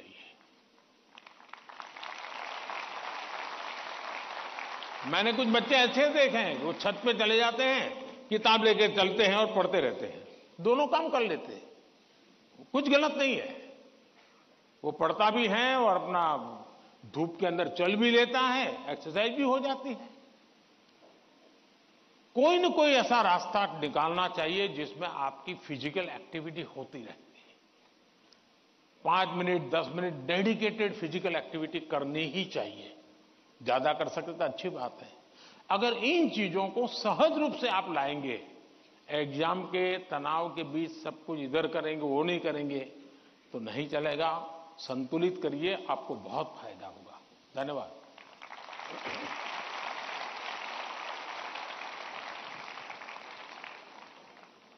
पीएम सर, आपने एग्जाम वॉरियर में भी हमें यही संदेश दिया है, जितना खेलोगे उतना खिलोगे। Thank you PM sir. Rabindranath Tagore Vande Mataram की अमर भूमि, समृद्ध कला कौशल से भरपूर राज्य बंगाल के नॉर्थ 24 परगना स्थित केंद्रीय विद्यालय की छात्रा मधुमिता मल्लिक हमसे वर्चुअल माध्यम से प्रश्न पूछना चाहती है। मधुमिता, कृपया अपना प्रश्न पूछिए। माननीय प्रधानमंत्री महोदय, नमस्कार।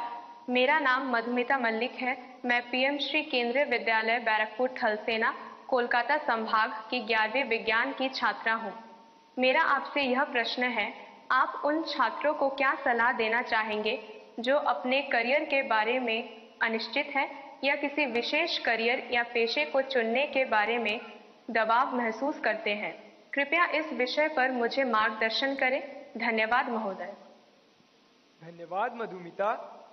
पीएम सर, भगवान कृष्ण की उपदेश भूमि, वीर बहादुर खिलाड़ियों के प्रदेश हरियाणा पानीपत के द मिलेनियम स्कूल की छात्रा अदिति तनवर ऑनलाइन माध्यम से जुड़ी हुई है और आपसे मार्गदर्शन चाहती है। अदिति, कृपया अपना प्रश्न पूछिए। माननीय प्रधानमंत्री जी, नमस्कार। मेरा नाम अदिति तनवर है और मैं the millennium school Panipat Haryana की कक्षा 11वीं की छात्रा हूँ। मेरा आपसे प्रश्न यह है कि मैंने ह्यूमैनिटीज को अपने विषय के रूप में चुना है और लोग रोज मुझ पर ताने कसते हैं।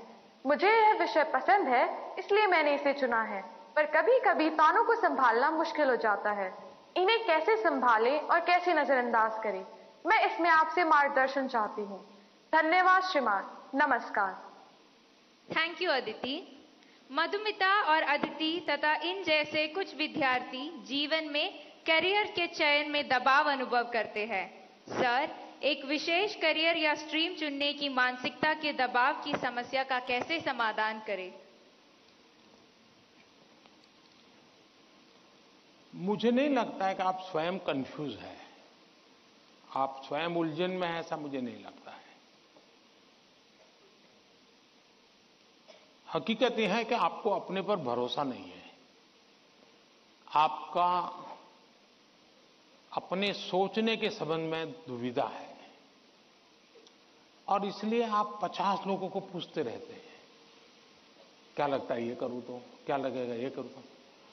आप खुद को जानते नहीं हैं और उसके कारण आप किसी के एडवाइस पर डिपेंडेंट रहते हो और जो व्यक्ति ज्यादा अच्छा लगता है आपको और जो एडवाइस आपको सबसे सरल लगती है आप उसी को एडॉप्ट कर लेते हो। अब जैसे मैंने कहा कि खेलो, और बहुत कुछ होंगे जो आज कल बोर्ड लेकर के घर जाएंगे।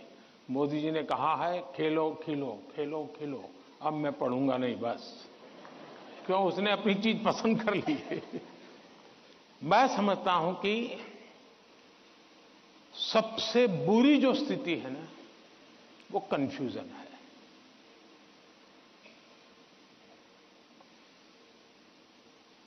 अनिर्णायकता है। अनिर्णायकता आपने देखा होगा, पुराने जमाने में ऐसी कथा चलती थी, कोई गाड़ी लेकर के जा रहा था और कुत्ता तय नहीं कर पाया, इधर जाओ उधर जाओ, और आखिरकार वो नीचे आ गया। यही होता है, अगर उसको पता है कि मैं उधर चला जाऊं तो हो सकता है कि वो ड्राइवर भी उसको बचा ले, लेकिन इधर गया इधर गया इधर गया तो ड्राइवर कितना ही एक्सपर्ट होगा, नहीं बचा पाएगा। हमें अनिश्चितता से भी बचना चाहिए, अनिर्णायकता से बचना चाहिए, और निर्णय करने से पहले सारी चीजें हमने उसको जितने तराजू पर तोल सकते हैं तोलना चाहिए। दूसरा, कभी कभी कुछ लोगों को लगता है कि फलानी चीज वैसी है, ठीक नहीं चीज। अब मुझे बताइए, स्वच्छता का विषय अगर प्रधानमंत्री के रूप में देखें तो बहुत मामूली विषय है कि नहीं है? बहुत मामूली विषय है कि नहीं है? कोई भी कहेगा यार पीएम को इतने सारे काम है, ये स्वच्छता स्वच्छता करता रहता है। लेकिन जब मैंने उसके अंदर अपना मन लगा दिया, हर बार मैंने उसको अपना एक महत्व का साधन बना दिया, आज स्वच्छता देश का प्राइम एजेंडा बन गया कि नहीं बन गया? स्वच्छता तो छोटा विषय था, लेकिन अगर मैं उससे जान मैंने भर दी तो वो बहुत बड़ा बन गया। इसलिए हम ये न सोचे, आपने देखा होगा, कल मैं पूरा तो पढ़ नहीं पाया लेकिन मेरा नजर गई कि किसी ने कहा है कि पिछले 10 साल में आर्ट और कल्चर के क्षेत्र में भारत का मार्केट 250 गुना बढ़ गया है। अब आज से पहले कोई पेंटिंग करता तो माँ बाप कहते पहले पढ़ाई करो, वैकेशन में पेंटिंग करना। उसको लगता ही नहीं था कि पेंटिंग भी जीवन में महत्व का विषय हो सकता है। और इसलिए हम किसी चीज को कम ना आके, हमारे में दम होगा तो हम उसको जान भर देंगे।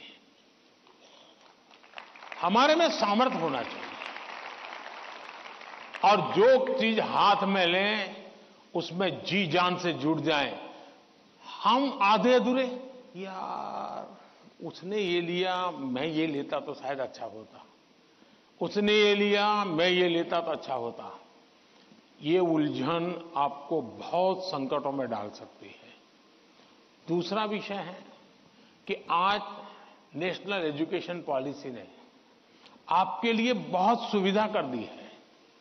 आप एक क्षेत्र में बढ़ रहे हैं, लेकिन आपको कहा मन कर गया चलो एक और ट्रायल करना है, तो आप शिफ्ट कर सकते हैं, आपकी राह बदल सकते हैं। आपको किसी पर बंद रहने की जरूरत नहीं है, आप अपने आप प्रगति कर सकते हैं। और इसलिए अब शिक्षा में भी बहुत, आज मैं भी एग्जीबिशन देख रहा था, मैं देख रहा था कि बच्चों की प्रतिभा जिस प्रकार से प्रकट हुई है, प्रभाव करने वाली है।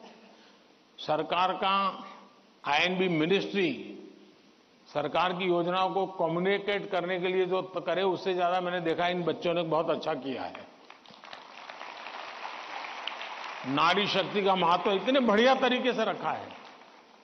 इसका मतलब यह हुआ कि किसी भी हालत में हमें निर्णायक होना ही चाहिए, और एक बार निर्णायक होने की आदत लग जाती है ना, फिर कंफ्यूजन नहीं रहता है।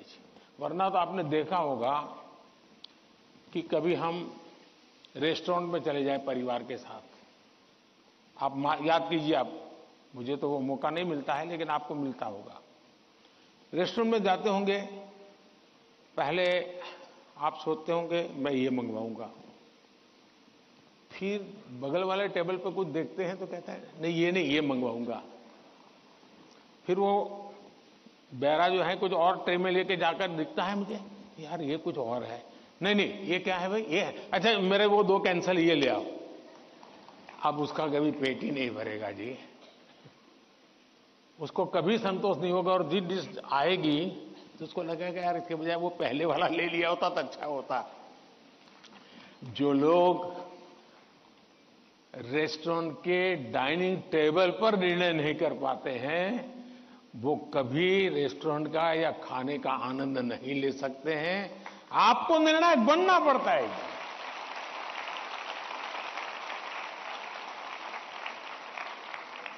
अगर आपकी मां आपको डेली सुबह पूछे आज क्या खाओगे, और आपके सामने 50 वैरायटी बोल दे, आप क्या करोगे? घूम फिर करके आ जाओगे, रोज खाते हो वहीं पर आके खड़े हो जाओगे। मैं समझता हूं कि हमें आदत डालनी चाहिए कि हम निर्णायक बने। निर्णय लेने से पहले 50 चीजों को हम बारीकियां देखें, उसके प्लस माइनस पॉइंट देखें, प्लस माइनस पॉइंट के लिए किसी से पूछे, लेकिन उसके बाद हम निर्णायक बने। और इसलिए कंफ्यूजन किसी भी हालत में आप किसी के लिए अच्छा नहीं है। अनिर्णायकता और खराब होती है और उसमें से हमने बाहर आना चाहिए। Thank you.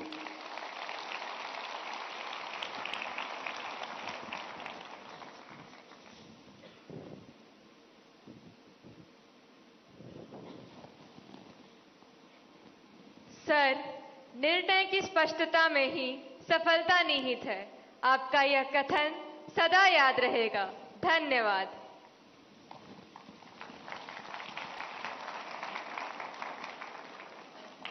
शांत समुद्र तट, चित्रमय गलियां और सांस्कृतिक विभिन्नताओं के लिए प्रसिद्ध नगर पुडुचेरी के गवर्नमेंट हायर सेकेंडरी स्कूल सदरापट की छात्रा दीवश्री हमारे बीच इस सभागार में मौजूद हैं और अपना प्रश्न पूछना चाहती हैं। दीवश्री, कृपया अपना प्रश्न पूछिए। नमस्ते, वणक्कम ऑनरेबल प्राइम मिनिस्टर सर। वणक्कम वणक्कम। My name is Deepasri. I'm coming from Government Higher Secondary School, Sedrapat, Puducherry. My question is, how can we build our trust in parents that we are working hard? Thank you, sir. धन्यवाद दीवश्री। प्रधानमंत्री जी, हम माता पिता को कैसे विश्वास दिलाएं कि हम मेहनत कर रहे हैं, इस विषय पर दीवश्री आपसे मार्गदर्शन चाहती हैं।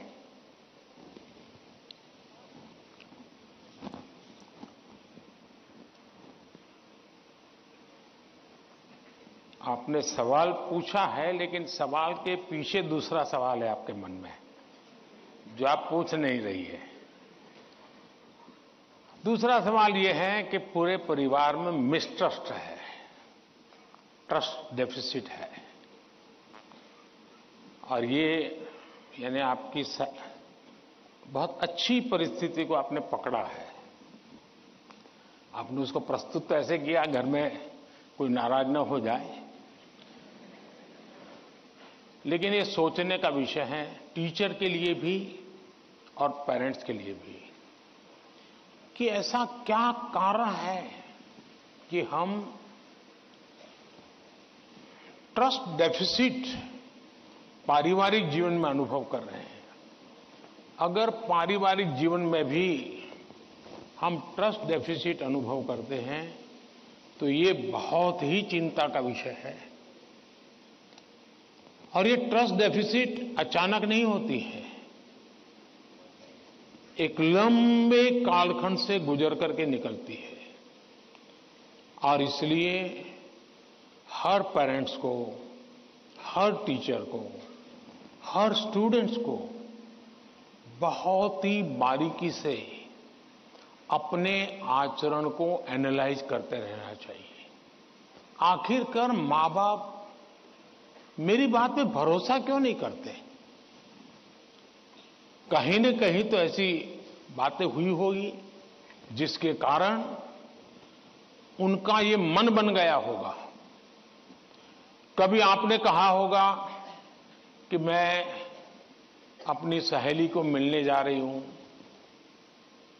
और माँ बाप ने अगर बाद में पता चला कि आप तो उस दिन उसके यहां गई नहीं थी, तो ट्रस्ट डेफिसिट शुरू हो जाते। यार उसने तो कहा था वहां जाऊंगा, लेकिन बांडी जब वहां गए नहीं, लेकिन आकर के कह दिया कि मैंने तय किया था उनके यहां जाऊंगा, लेकिन रास्ते में मेरा मन बदल गया तो मैं वहां चला गई थी। तो कभी भी ये ट्रस्ट डेफिसिट की स्थिति पैदा नहीं होगी। और एक विद्यार्थी के नाते हमें जरूर ऐसा सोचना चाहिए कि कहीं ऐसा तो नहीं है कि मैंने कहा था मम्मी आप सो जाओ, चिंता मत कीजिए, मैं तो पढ़ लूंगा, और मम्मी चुपके से देखती और मैं सो रहा हूं, तो फिर ट्रस्ट डेफिसिट हो जाएगा। ये तो कह रहा था मैं पढ़ूंगा, लेकिन पढ़ नहीं रहा है, सोया पड़ा है। आप कहते थे कि मां मैं अब 1 सप्ताह तक मोबाइल को हाथ नहीं लगाऊंगा, लेकिन छुपके से दिख रहा है मां को, करे तो फिर ट्रस्ट डेफिसिट पैदा हो जाती है। क्या आप जो कहते हैं उसको सचमुच में पालन करते हैं क्या? अगर आप पालन करते हैं तो मैं नहीं मानता हूं कि पेरेंट्स को या टीचर्स को इस प्रकार की ट्रस्ट डेफिसिट की स्थिति पैदा होगी, आपके प्रति अविश्वास का कारण बनेगा।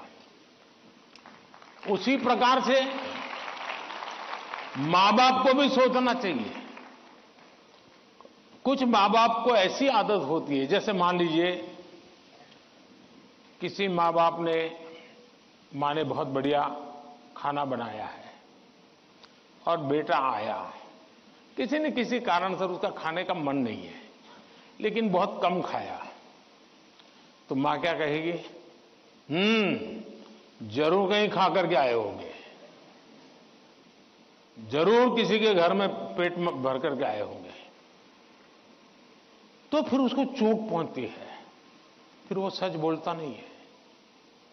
फिर मां को ठीक रखने के लिए, ठीक है चलो अच्छा लगे बुरा लगे, मैं जितना मुंह में डाल, पोस्ट ऑफिस में डालता हूं डाल दूंगा। ये ट्रस्ट डेफिसिट पैदा हो जाता है। हर घर के अंदर ये अनुभव आता होगा। आपको माताजी ने, पिताजी ने मानो आपको पैसे दिए और आपको कहा 1 महीने का तुम्हारा ये 100 रुपया तुम्हें देते पॉकेट का, और फिर हर तीसरे दिन पूछते हैं वो 100 रुपये का कह दिया। अरे भाई तुमने 30 दिन के लिए दिया है ना, दूसरा मांगने तो आया नहीं तुम्हारे पास, तो भरोसा करो ना। अगर भरोसा नहीं तो नहीं देना था। ज्यादातर मां बाप के केस में ऐसा होता है, रोज पूछते हैं अच्छा वो 100 रुपया, हाँ कोई ये तो पूछ सकता है, पूछने का तरीका होता है। कोई कहे बेटा उस दिन पैसे नहीं थे, तुम्हें 100 ही रुपये दिए थे, तुम चिंता मत करना, जरूरत पड़े तो कह देना। तो उस बेटे को लगे नहीं मेरे माता पिता ने मुझे 100 रुपया, देखो ये आपकी पसंद की बात आई तो ताली बजाते हो आप लोग।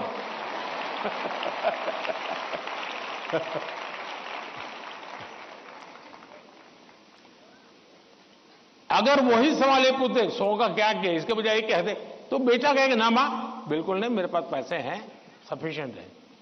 यानी हमारा एक दूसरे के बीच बात करने का तरीका कैसा है, ये चीजें सामान्य जीवन में जो अनुभव आती हैं वो फिर धीरे धीरे धीरे एजुकेशन सिस्टम के साथ रोजमर्रा की हमारी अपेक्षाएं होती है, उसके टकराव में कन्वर्ट हो जाती है। फिर कहा मार्क्स क्यों नहीं आए, बस तुम पढ़ते ही नहीं होंगे, ध्यान देते ही नहीं होंगे, क्लास में बैठते नहीं होंगे, अपने दोस्तों के साथ गप्पे मारते होंगे, हो सकता है वो पैसे हैं सिनेमा देखने चले गए होंगे, मोबाइल फोन पर रील देखते होंगे। फिर वो कुछ न कुछ कहना शुरू हो जाता है, फिर दूरी बढ़ जाती है। पहले ट्रस्ट खत्म हो जाता है, फिर दूरी बढ़ जाती है, और ये दूरी कभी कभी बच्चों को डिप्रेशन की तरफ धकेल देती है। और इसलिए मां बाप के लिए बहुत आवश्यक है, उसी प्रकार से टीचर्स ने भी बच्चों के साथ इतना खुलापन रखना चाहिए, सहज रूप से अपनी बात कह सके। अगर उसको कोई सवाल समझ में नहीं आया तो कोई टीचर हड़का देगा, तुझे कुछ समझ नहीं आने वाला तो बाकियों को विद्यार्थियों का टाइम खराब मत करो, बैठ जाओ। कभी कभी क्या करते हैं टीचर भी, जो 4-5 होनहार बच्चे होते हैं ना, उनको वो बहुत प्रिय लगते हैं, उनसे उनका मन लग जाता है। बाकी क्लास में 20 बच्चे हैं, 30 बच्चे हैं, वो जाने उनका नसीब जाने, ये 2-4 में अपना मन लगा देते हैं, सब चीजें वाहवाही उन्हीं की करते रहते हैं, वही रिजल्ट देकर गए। अब आप उसको कितना आगे ले जा पाते हो तो अलग बात है, लेकिन बाकी जो है वहां से नीचे गिरा देते हैं। और इसलिए कृपा करके आपके लिए सभी स्टूडेंट समान होने चाहिए, सबके साथ इक्वली। हाँ, जो तेज होगा वो अपने आप में से जो अमृत है वो ले लेगा, लेकिन जिसको सबसे ज्यादा जरूरत है उसके प्रति अगर आप सिंपैथेटिक, और उसमें भी मैं मानता हूं उसके गुणों की तारीफ कीजिए। कभी कभी एक बच्चा बिल्कुल वीक है पढ़ने में, लेकिन उसके हैंड राइटिंग अच्छे है, तो उसके सीट पे जाकर के, अरे यार क्या बढ़िया लिखते हो तुम, कितने हैंड राइटिंग तुम्हारे अच्छे हैं, क्या स्मार्टनेस है तुम्हारी। कभी ऐसा एक डल विद्यार्थी है, अरे यार तेरा कपड़ा बहुत शर्ट है, शर्ट बहुत अच्छा है, उसके अंदर कॉन्फिडेंस बिल्डअप होगा, वो आपके साथ खुलने लग जाएगा, वो आपसे बातें करने लगेगा कि ये साहब के प्रति मेरे प्रति उनका ध्यान है। अगर ये सहज वातावरण बन जाएगा तो मैं नहीं मानता हूं कि, लेकिन ये विद्यार्थियों का भी उतना ही दायित्व है। हमें आत्मचिंतन करना चाहिए कि मेरी ऐसी कौन सी बातें थी जिसने मेरे घर के लोगों का मुझ पर से भरोसा उठ गया। ये किसी भी हालत में हमारे आचरण से हमारे परिवार के, हमारे टीचर का हम पे भरोसा उठना नहीं चाहिए। हमसे कुछ नहीं हुआ तो कहना चाहिए। दूसरा, मुझे लगता है कि परिवार में एक प्रयोग कर सकते हैं। मान लीजिए आपका बेटे या बेटी के 5 दोस्त हैं, तय कीजिए कि महीने में एक बार 2 घंटे वो 5 परिवार किसी एक परिवार में एकत्र होंगे, दूसरे महीने दूसरे परिवार में बिल्कुल गेट टुगेदर करेंगे, और उसमें बच्चे बूढ़े सम हो गए। ऐसा नहीं कि 2 लोगों को घर छोड़ के आए जाएंगे। 80 साल के माँ बाप भी अगर फिजिकली फिट है आ सकते हैं, उनको भी लेके आइए। और फिर तय कीजिए कि आज वो तो 3 नंबर का दोस्त है, उसकी माताजी एक कोई पॉजिटिव बुक पढ़ करके उसकी कथा सुनाएगी। अगले बार तय किए जो 4 नंबर का दोस्त है, उसके पिताजी एक कोई पॉजिटिव मूवी देखा होगा तो उसकी कथा सुनाएंगे। जब भी आप 1 घंटे का गेट टुगेदर करें, सिर्फ और सिर्फ उदाहरणों के साथ, किसी रेफरेंस के साथ पॉजिटिव चीजों की चर्चा करें, वहां के किसी के रेफरेंस से नहीं। आप देख लेना, धीरे धीरे वो पॉजिटिविटी पर्कुलेट होगी, और यही पॉजिटिविटी सिर्फ आपके बच्चों के प्रति नहीं, अंदर अंदर भी ऐसा ट्रस्ट का वातावरण बना देगी कि आप सब एक इकाई बन जाएंगे, एक दूसरे के मददगार बन जाएंगे। और मैं मानता हूं ऐसे कुछ प्रयोग करते रहना चाहिए। धन्यवाद।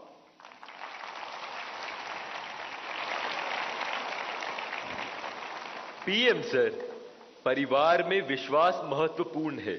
आपका यह संदेश हमारे घरों में खुशियां लाएगा। धन्यवाद पीएम सर। छत्रपति शिवाजी महाराज और समाज सुधारक महात्मा ज्योतिबा फूले की जन्मस्थली महाराष्ट्र की पुण्य नगरी पुणे से एक अभिभावक श्री चंद्रेश जैन जी इस कार्यक्रम से ऑनलाइन जुड़ रहे हैं और प्रधानमंत्री जी आपसे प्रश्न पूछना चाहते हैं। चंद्रेश जी, कृपया अपना प्रश्न पूछिए। माननीय प्रधानमंत्री जी, आपको मेरा सादर प्रणाम। मेरा नाम चंद्रेश जैन है, मैं एक अभिभावक हूं। मेरा आपसे एक प्रश्न है, क्या आपको नहीं लगता है आजकल के बच्चों ने अपने दिमाग का इस्तेमाल करना बंद कर दिया है? वे तकनीक पे अधिक निर्भर रहने लगे हैं, क्योंकि सब कुछ उंगलियों पे उपलब्ध है। कोई इस युवा पीढ़ी को कैसे जागरूक कर सकता है कि वे प्रौद्योगिकी के स्वामी बनने चाहिए, उसका गुलाम नहीं? कृपया मार्गदर्शन कीजिए। धन्यवाद। थैंक यू चंद्रेश जी। आदिवासी जनजाति के लोक नायक, स्वतंत्रता सेनानी बिरसा मुंडा की जन्मभूमि झारखंड के रामगढ़ जिले से एक अभिभावक श्रीमती पूजा श्रीवास्तव जी ऑनलाइन माध्यम से इस कार्यक्रम से जुड़ी हुई है और प्रधानमंत्री जी आपसे प्रश्न पूछकर अपनी शंका का समाधान चाहती है। Pooja, please ask your question. Namaskar, Honorable Prime Minister Sir. My name is Kumari Pooja Srivastav. I am a parent of Priyanshi Srivastav studying in Sri Guru Nanak Public School, Ramgarh, Jharkhand. Sir, I want to ask that how I can manage my daughter's studies with using social media platform like Instagram, Snapchat, Twitter. Please guide me on this. Thank you, sir. Thank you ma'am. Himachal Pradesh Shivalik पहाड़ियों की तलहटी में स्थित हमीरपुर जिले के TRDAV school Kangu के एक छात्र अभिनव राणा ऑनलाइन माध्यम से जुड़ रहे हैं और प्रधानमंत्री जी आपसे एक प्रश्न पूछना चाहते हैं। अभिनव, कृपया अपना प्रश्न पूछिए। Honorable Prime Minister Sir, Namaskar. My name is Abhinav Rana. I am a student of TRDAV Public Senior Secondary School, Kangu, District Hamirpur, Himachal Pradesh. Sir, my question is, how can we educate and encourage students to manage exam stress effectively while also harnessing the benefits of mobile technology as a tool for learning rather than letting it become a distraction during crucial study periods? Thank you, sir. Thank you Abhinav. प्रधानमंत्री जी, चंद्रेश जैन, पूजा और अभिनव जैसे अनेक लोग जीवन में social media और technology के बढ़ते दबाव की स्थिति से परेशान हैं। वे सभी तकनीक पर निर्भरता एवं इसके अधिक प्रयोग से होने वाली दुष्प्रभाव से कैसे बचें? कृपया इस विषय में उचित परामर्श प्रदान कीजिए। देखिए, हमारे यहाँ शास्त्रों में भी कहा गया है और सहज जीवन में भी कहा गया, किसी भी चीज का अति किसी का भला नहीं करता है। हर चीज उसका एक मानदंड होना चाहिए, उसके आधार पर होता है। अगर मान लीजिए मां ने बहुत बढ़िया खाना बनाया है, न्यूट्रिशन की दृष्टि से रिच है, टेस्ट आपकी पसंद का है, समय भी खाने का है, लेकिन बस खा रहे हैं, मां परोसती जा रही है। क्या ये संभव है? क्या संभव है? क्या कभी कभी तो आप मां को कहो, नहीं मां बस बहुत हो गया, अब नहीं खा सकता हूं। करते हो कि नहीं करते हो? अपनी प्रिय खाना था, हर प्रकार से न्यूट्रिशन वैल्यू वाला था, वो समय भी ऐसा था, खाने का वक्त था, फिर भी एक स्टेज आ जाता है जब वो खाना आपके लिए तकलीफ कर सकता है, वॉमिटिंग करवाएगा, हेल्थ खराब कर देगा। आपका कितना ही प्रिय खाना आपको रुकना पड़ेगा। रुकना पड़ता कि नहीं रुकना पड़ता? वैसे ही मोबाइल के ऊपर कितना ही प्रिय चीजें, कितनी ही चीजें आती हो, लेकिन कुछ तो समय तय करना पड़ेगा। अगर आप, मैंने देखा है आजकल बहुत से लोगों को जब भी देखो लगे पड़े हैं। आपने देखा होगा, मेरे हाथ में कभी, बहुत रेयर केस में कभी मोबाइल फोन मेरे हाथ में होता है, क्योंकि मुझे मालूम है कि मेरे समय का मुझे सर्वाधिक उपयोग क्या करना है। जबकि मैं ये भी मानता हूं कि इंफॉर्मेशन के लिए मेरे लिए एक बहुत आवश्यक साधन भी है, लेकिन उसका कैसे उपयोग करना, कितना करना, इसका मुझे विवेक होना चाहिए। और ये दोनों जो पेरेंट्स की चिंता है, वो इन दो की नहीं है, हर पेरेंट्स की चिंता है। शायद ही कोई अपवाद होगा। जो मां बाप खुद भी दिन भर मोबाइल में अटके रहते होंगे ना, वो भी चाहते होंगे कि बेटा इससे बचे। और आपने देखा होगा, सबसे बड़ी बात, आपके जीवन को बहुत कुंठित कर देता है जी। अगर आप परिवार में देखोगे तो घर के 4 लोग 4 कोने में बैठे हैं और एक दूसरे को मैसेज फॉरवर्ड करते हैं, उठ करके मोबाइल नहीं दिखाते कि देख मैंने ये आया तुम देखो। क्यों? सीक्रेसी। ये इसके कारण एक बहुत बड़ा अविश्वास पैदा करने में ये भी एक साधन बन गया आजकल। अगर मां ने मोबाइल फोन को हाथ लगा दिया, बस आ गया घर में तूफान। तुम कौन होती है मेरे मोबाइल को हाथ लगाने वाली? यही हो जाता है। मैं समझता हूं कि परिवार में कुछ नियम होने, जैसे खाना खाते समय डाइनिंग टेबल पर कोई इलेक्ट्रॉनिक गैजेट नहीं होगा, मतलब नहीं होगा। सब लोग खाना खाते समय गप्पे मारेंगे, बातें करेंगे, खाना खाएंगे। ये हम डिसिप्लिन फॉलो कर सकते हैं। घर के अंदर मैंने पहले भी कहा है या दोबारा कहता हूं, नो गैजेट जोन, कि भाई ये कमरे में कोई गैजेट की एंट्री नहीं, हम बैठेंगे, बातें करेंगे, गप्पे मारेंगे। परिवार के अंदर वो ऊष्मा का वातावरण उसके लिए जरूरी है। तीसरा, हम हमारे खुद के लिए भी अब टेक्नोलॉजी से हम बच नहीं सकते हैं। टेक्नोलॉजी को बोझ नहीं मानना चाहिए, टेक्नोलॉजी से दूर भागना नहीं चाहिए, लेकिन उसका सही उपयोग सीखना उतना ही अनिवार्य है। अगर आप टेक्नोलॉजी से परिचित हैं, आपके माता पिता को पूरा नॉलेज नहीं है, सबसे पहला आपका काम है आज मोबाइल पर क्या क्या अवेलेबल है उनसे चर्चा कीजिए, उनको एजुकेट कीजिए और उनको विश्वास में लीजिए कि देखिए मैथ्स में मुझे ये चीजें यहां मिलती हैं, केमिस्ट्री में मुझे ये मिलती हैं, हिस्ट्री में ये मिलती है और मैं इसको देखता हूं, आप भी देखिए। तो वो भी थोड़ी रुचि लेंगे। वरना क्या होगा, हर बार उनको लगता होगा कि मोबाइल मतलब ये दोस्तों के साथ चिपका हुआ है, मोबाइल मतलब रील देख रहा है। अगर उसको पता चले कि भाई इसमें ये पार्ट है, इसका मतलब ये नहीं कि माँ बाप को मूर्ख बनाने के लिए बढ़िया चीज दिखा दे और फिर दूसरा करे, ऐसा नहीं हो सकता है। हमने पूरे परिवार में पता होना चाहिए क्या चल रहा है।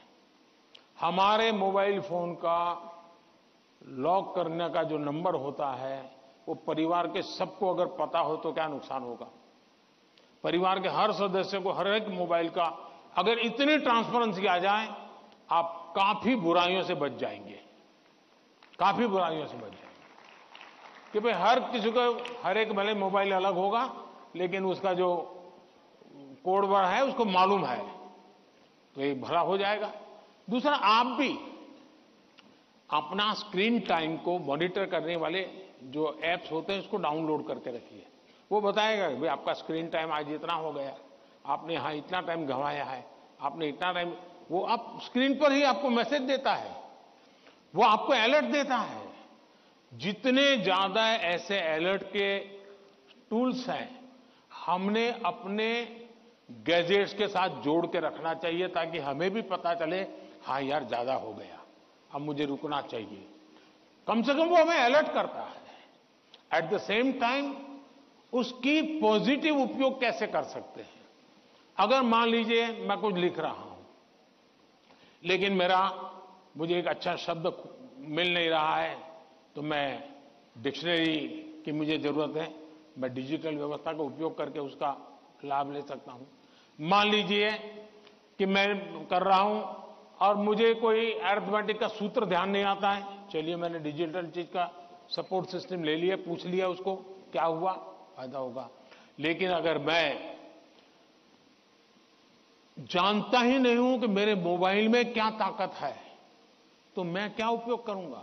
और इसलिए मुझे तो लगता है कि कभी कभी क्लासरूम में भी मोबाइल के पॉजिटिव पहलू क्या क्या है, पॉजिटिवली उपयोग आने वाली कौन सी चीजें हैं, कभी 10-15 मिनट क्लासरूम में चर्चा करनी चाहिए। कोई स्टूडेंट अपने अनुभव बताएगा कि मैंने उस वेबसाइट को देखा, हमारे स्टूडेंट्स के लिए अच्छी वेबसाइट है, मैंने उस वेबसाइट को देखा, फलाने सब्जेक्ट के लिए वहां अच्छी लर्निंग मिलती है, अच्छे लेसन्स मिलते हैं। मान लीजिए टूर जा रही है कहीं पर, टूर प्रोग्राम हमारे पास है और बच्चे जा रहे हैं कि चलो भाई हम जैसलमेर जा रहे हैं, सबको कहा जाए जरा ऑनलाइन जाओ भाई, जैसलमेर का पूरा प्रोजेक्ट रिपोर्ट बनाओ, तो उसका पॉजिटिव उपयोग करने की आदत डालनी चाहिए। उसको लगना चाहिए कि तुम्हारी मदद में बहुत सी सारी व्यवस्थाएं उपलब्ध हैं, तुम इसका उपयोग करो। जितना ज्यादा सकारात्मकता से आप उपयोग करोगे उतना आपको लाभ होगा। और मेरा आग्रह रहेगा कि हमने उससे दूर भी नहीं भागना है, लेकिन हमने हर चीज का विवेक से और पूरे परिवार में ट्रांसपेरेंसी से, जितनी ज्यादा ट्रांसपेरेंसी आएगी, ऐसे छुप छुप करके देखना पड़े तो मतलब कुछ गड़बड़ है। जितनी ट्रांसपेरेंसी आएगी उतना लाभ ज्यादा होगा। बहुत बहुत धन्यवाद।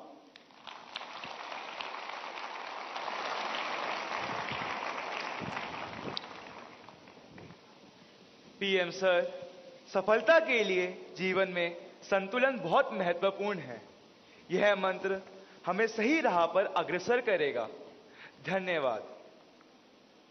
महाकवि सुब्रमण्यम भारती की जन्मभूमि तमिलनाडु की राजधानी चेन्नई के मॉडर्न सीनियर सेकेंडरी स्कूल के छात्र एम वागेश ऑनलाइन माध्यम से जुड़े हैं और प्रधानमंत्री जी आपसे प्रश्न पूछना चाहते हैं। M Vagesh, please ask your question. Honorable Prime Minister Sir, Namaste. My name is M. Vagesh. I am student of Modern Senior Secondary School, Nanganallur, Chennai. My question is, how do you handle stress and pressure in the super strong position as a Prime Minister? What is your key factor of controlling stress? Thank you. आप भी बनना चाहते हैं क्या? तैयारी कर रहे हो क्या? धन्यवाद एम वागेश। आज की इस परिचर्चा का अंतिम प्रश्न देवभूमि उत्तराखंड जो अपनी प्राकृतिक सुषमा के लिए प्रसिद्ध है, उधम सिंह नगर स्थित डायनेस्टी मॉडर्न गुरुकुल एकेडमी की छात्रा स्नेहा त्यागी ऑनलाइन माध्यम से जुड़ी हैं और प्रधानमंत्री जी से प्रश्न पूछना चाहती हैं। स्नेहा, कृपया अपना प्रश्न पूछिए। दिव्य है, अतुल्य है, अदम्य साहस का परिचय है आप। युगों युगों के निर्माता, अद्भुत भारत का भविष्य है आप। देवभूमि उत्तराखंड से आदरणीय प्रधानमंत्री मोदी जी को मेरा चरण स्पर्श प्रणाम। मेरा नाम स्नेहा त्यागी है। मैं डायनेस्टी मॉडर्न गुरुकुल अकादमी सिंकी फार्म खटीमा उधम सिंह नगर की कक्षा 7 की छात्रा हूँ। आदरणीय प्रधानमंत्री जी से मेरा प्रश्न है कि हम आपकी तरह सकारात्मक कैसे हो सकते हैं। धन्यवाद श्रीमान। थैंक्स स्नेहा। प्रधानमंत्री जी, आप अपने बिजी लाइफ में प्रेशर को कैसे हैंडल करते हैं और इतना प्रेशर होने पर भी हमेशा सकारात्मक कैसे रह पाते हैं? आप यह सब कैसे कर पाते हैं? कृपया अपनी सकारात्मक ऊर्जा का रहस्य हमसे साझा करें। प्रधानमंत्री जी।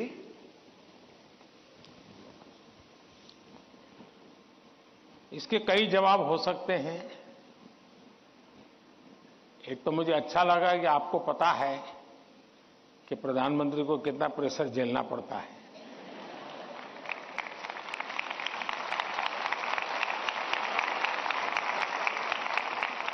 वरना आपको तो लगता होगा हवाई जहाज है, हेलीकॉप्टर है, उनको क्या है, यहां से यहां जाना है, यही करना है। लेकिन आपको पता है कि भांति भांति के सुबह शाम दरअसल हरेक के जीवन में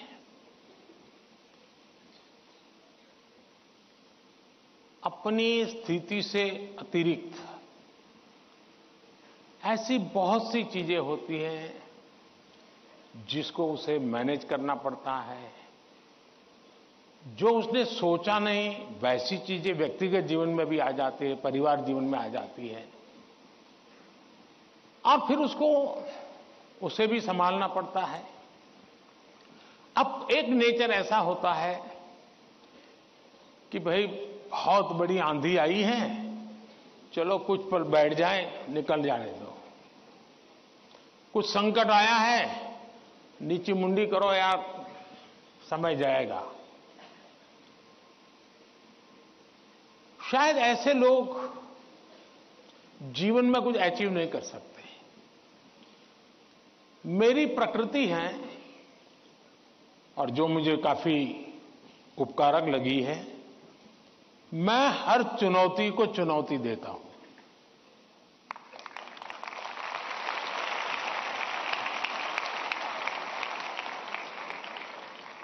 चुनौती जाएगी, स्थितियां सुधर जाएगी, इसकी प्रतीक्षा करते हुए मैं सोया नहीं रहता हूं और उसके कारण मुझे नया नया सीखने को मिलता है।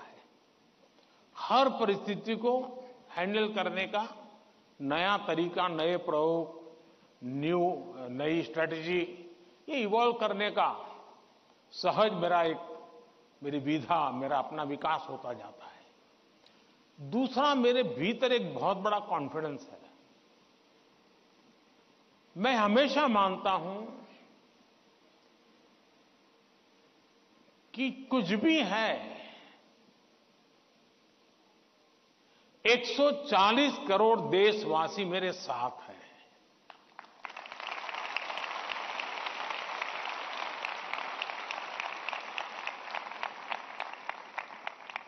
अगर 100 मिलियन चुनौतियां हैं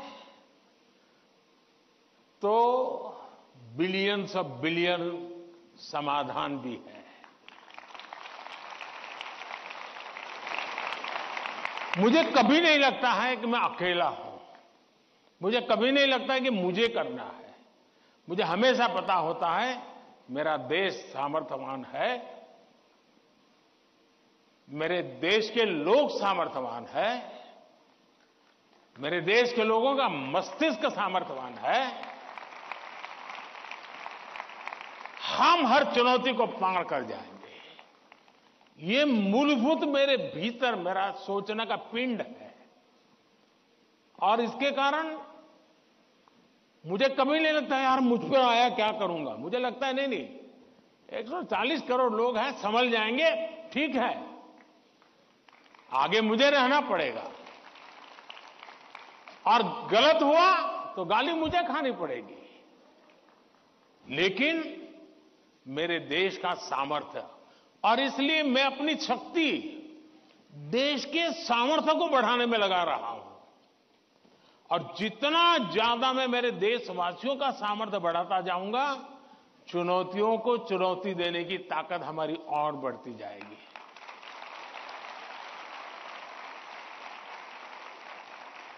अब हिंदुस्तान की हर सरकार को गरीबी के संकट से जूझना पड़ा है। हमारे देश में संकट है ही है, लेकिन मैं डर करके बैठ नहीं गया। मैंने उसका रास्ता खोजा, और मैंने सोचा कि सरकार होती कौन है जो गरीबी हटाएगी। गरीबी तो तब हटेगी जब मेरा हर गरीब तय करेगा कि अब मुझे गरीबी को परास्त करना है। अब वो सपने ही देखेगा तो होगा कि नहीं होगा। तो मेरी जिम्मेवारी बनती है कि मैं उसके सपने को पूरा करने के लिए सामर्थ्यवान बनाऊं, उसको पक्का घर दे दूं, उसको टॉयलेट दे दूं, उसको शिक्षा की व्यवस्था दे दूं, उसको आयुष्मान योजना का लाभ दे दूं, उसके घर से नल पहुंचा दूं। अगर मैं ये चीजों से जिसको रोजमर्रा की जिंदगी से उसको जूझना पड़ता है, अगर मैं उससे उसको मुक्ति दिला देता हूं, उसको एम्पावर करता जाता हूं, तो वो भी मानेगा अब गरीबी गई, अब मैं इसको मारूंगा।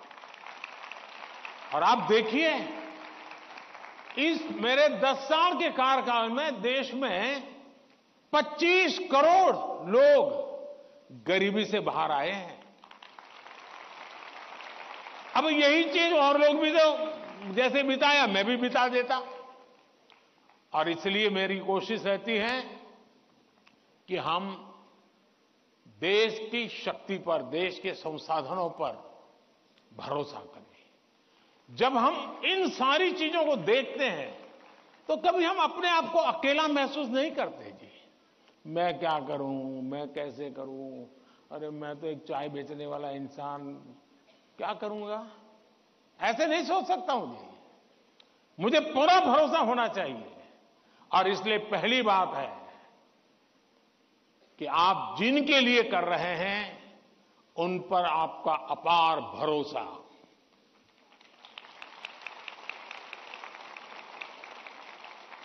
दूसरा, आपके पास निरक्षीर का विवेक चाहिए।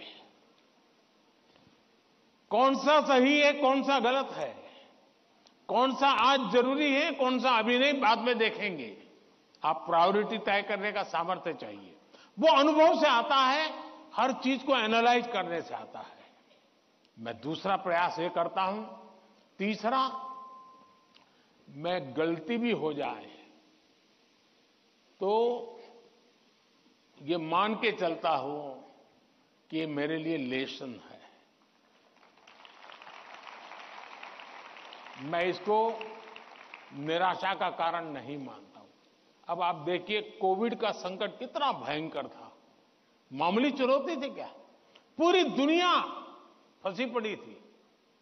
अब मेरे लिए भी था कि क्या करो भाई, मैं कह दूं अब क्या करे, तो भाई वैश्विक बीमारी है, दुनिया भर में ऐसा ही है, सब अपना अपना संभाल लो। मैंने ऐसा नहीं किया। रोज टीवी पे आया, रोज देशवासियों से बात की, कभी ताली बजाने के लिए कहा, कभी थाली बजाने के लिए कहा, कभी दिया जलाने के लिए कहा। वो एक्ट कोरोना को खत्म नहीं करता है, लेकिन वो एक्ट कोरोना के खिलाफ लड़ाई लड़ने की एक सामूहिक शक्ति को जन्म देता है।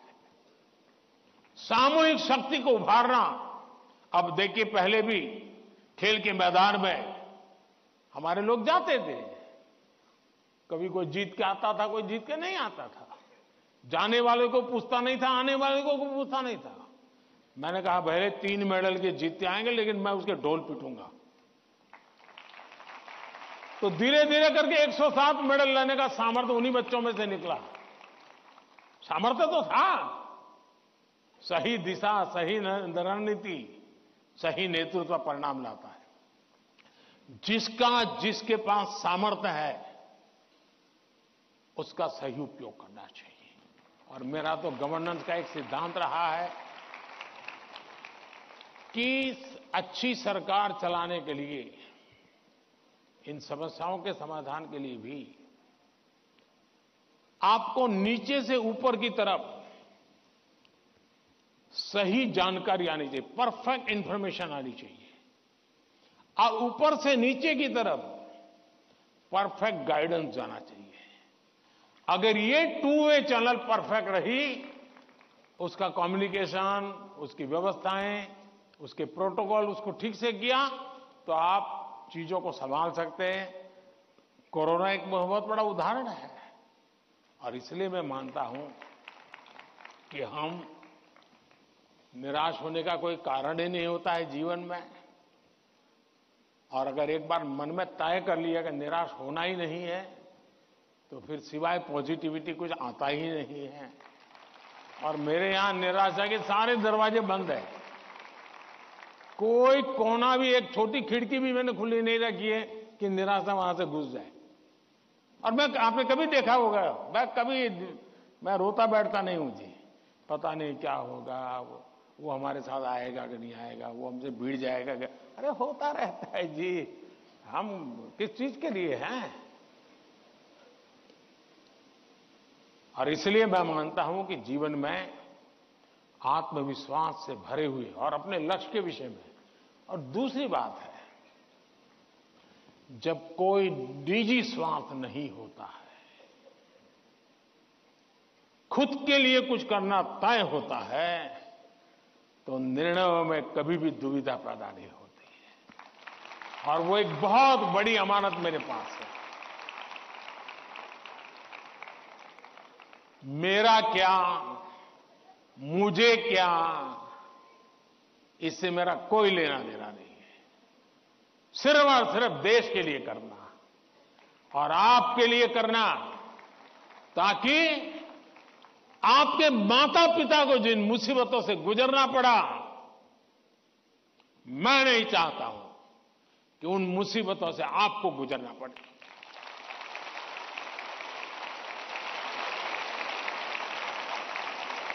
हमें ऐसा देश बना करके देना है दोस्तों, ताकि आपके भावी पीढ़ी को भी, आपके संतानों को भी लगे कि हम ऐसे देश के अंदर और पूरी तरह खिल सकते हैं, अपना सामर्थ्य दिखा सकते हैं। और ये हमारा सामूहिक संकल्प होना चाहिए, ये हमारा सामूहिक रिजॉल्व होना चाहिए, और परिणाम मिलता है। और इसलिए साथियों, जीवन में पॉजिटिव थिंकिंग की बहुत बड़ी ताकत होती है। बुरी सी बुरी चीज में भी पॉजिटिव देखा जा सकता है, उसको हमने देखना चाहिए। धन्यवाद जी।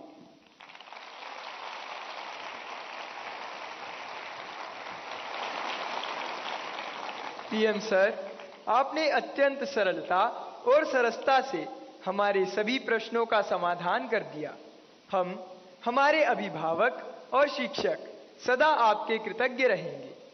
हम सदा एग्जाम वॉरियर रहेंगे, वरियर नहीं। धन्यवाद माननीय प्रधानमंत्री जी। हो गए सारे सवाल? कुछ परिंदे उड़ रहे हैं आंधियों के सामने, कुछ परिंदे उड़ रहे हैं आंधियों के सामने, उनमें ताकत है सही और हौसला होगा जरूर। इस तरह नित बढ़ते रहे तो देखना तुम एक दिन, तय समंदर तक कम फासला होगा जरूर, तय समंदर तक कम फासला होगा जरूर। आप लोगों ने देखा होगा कि ये बच्चे भी जिस प्रकार से एंकरिंग कर रहे हैं, आप भी अपनी स्कूल कॉलेज में सब कर सकते हैं, तो उनसे जरूर सीखिएगा।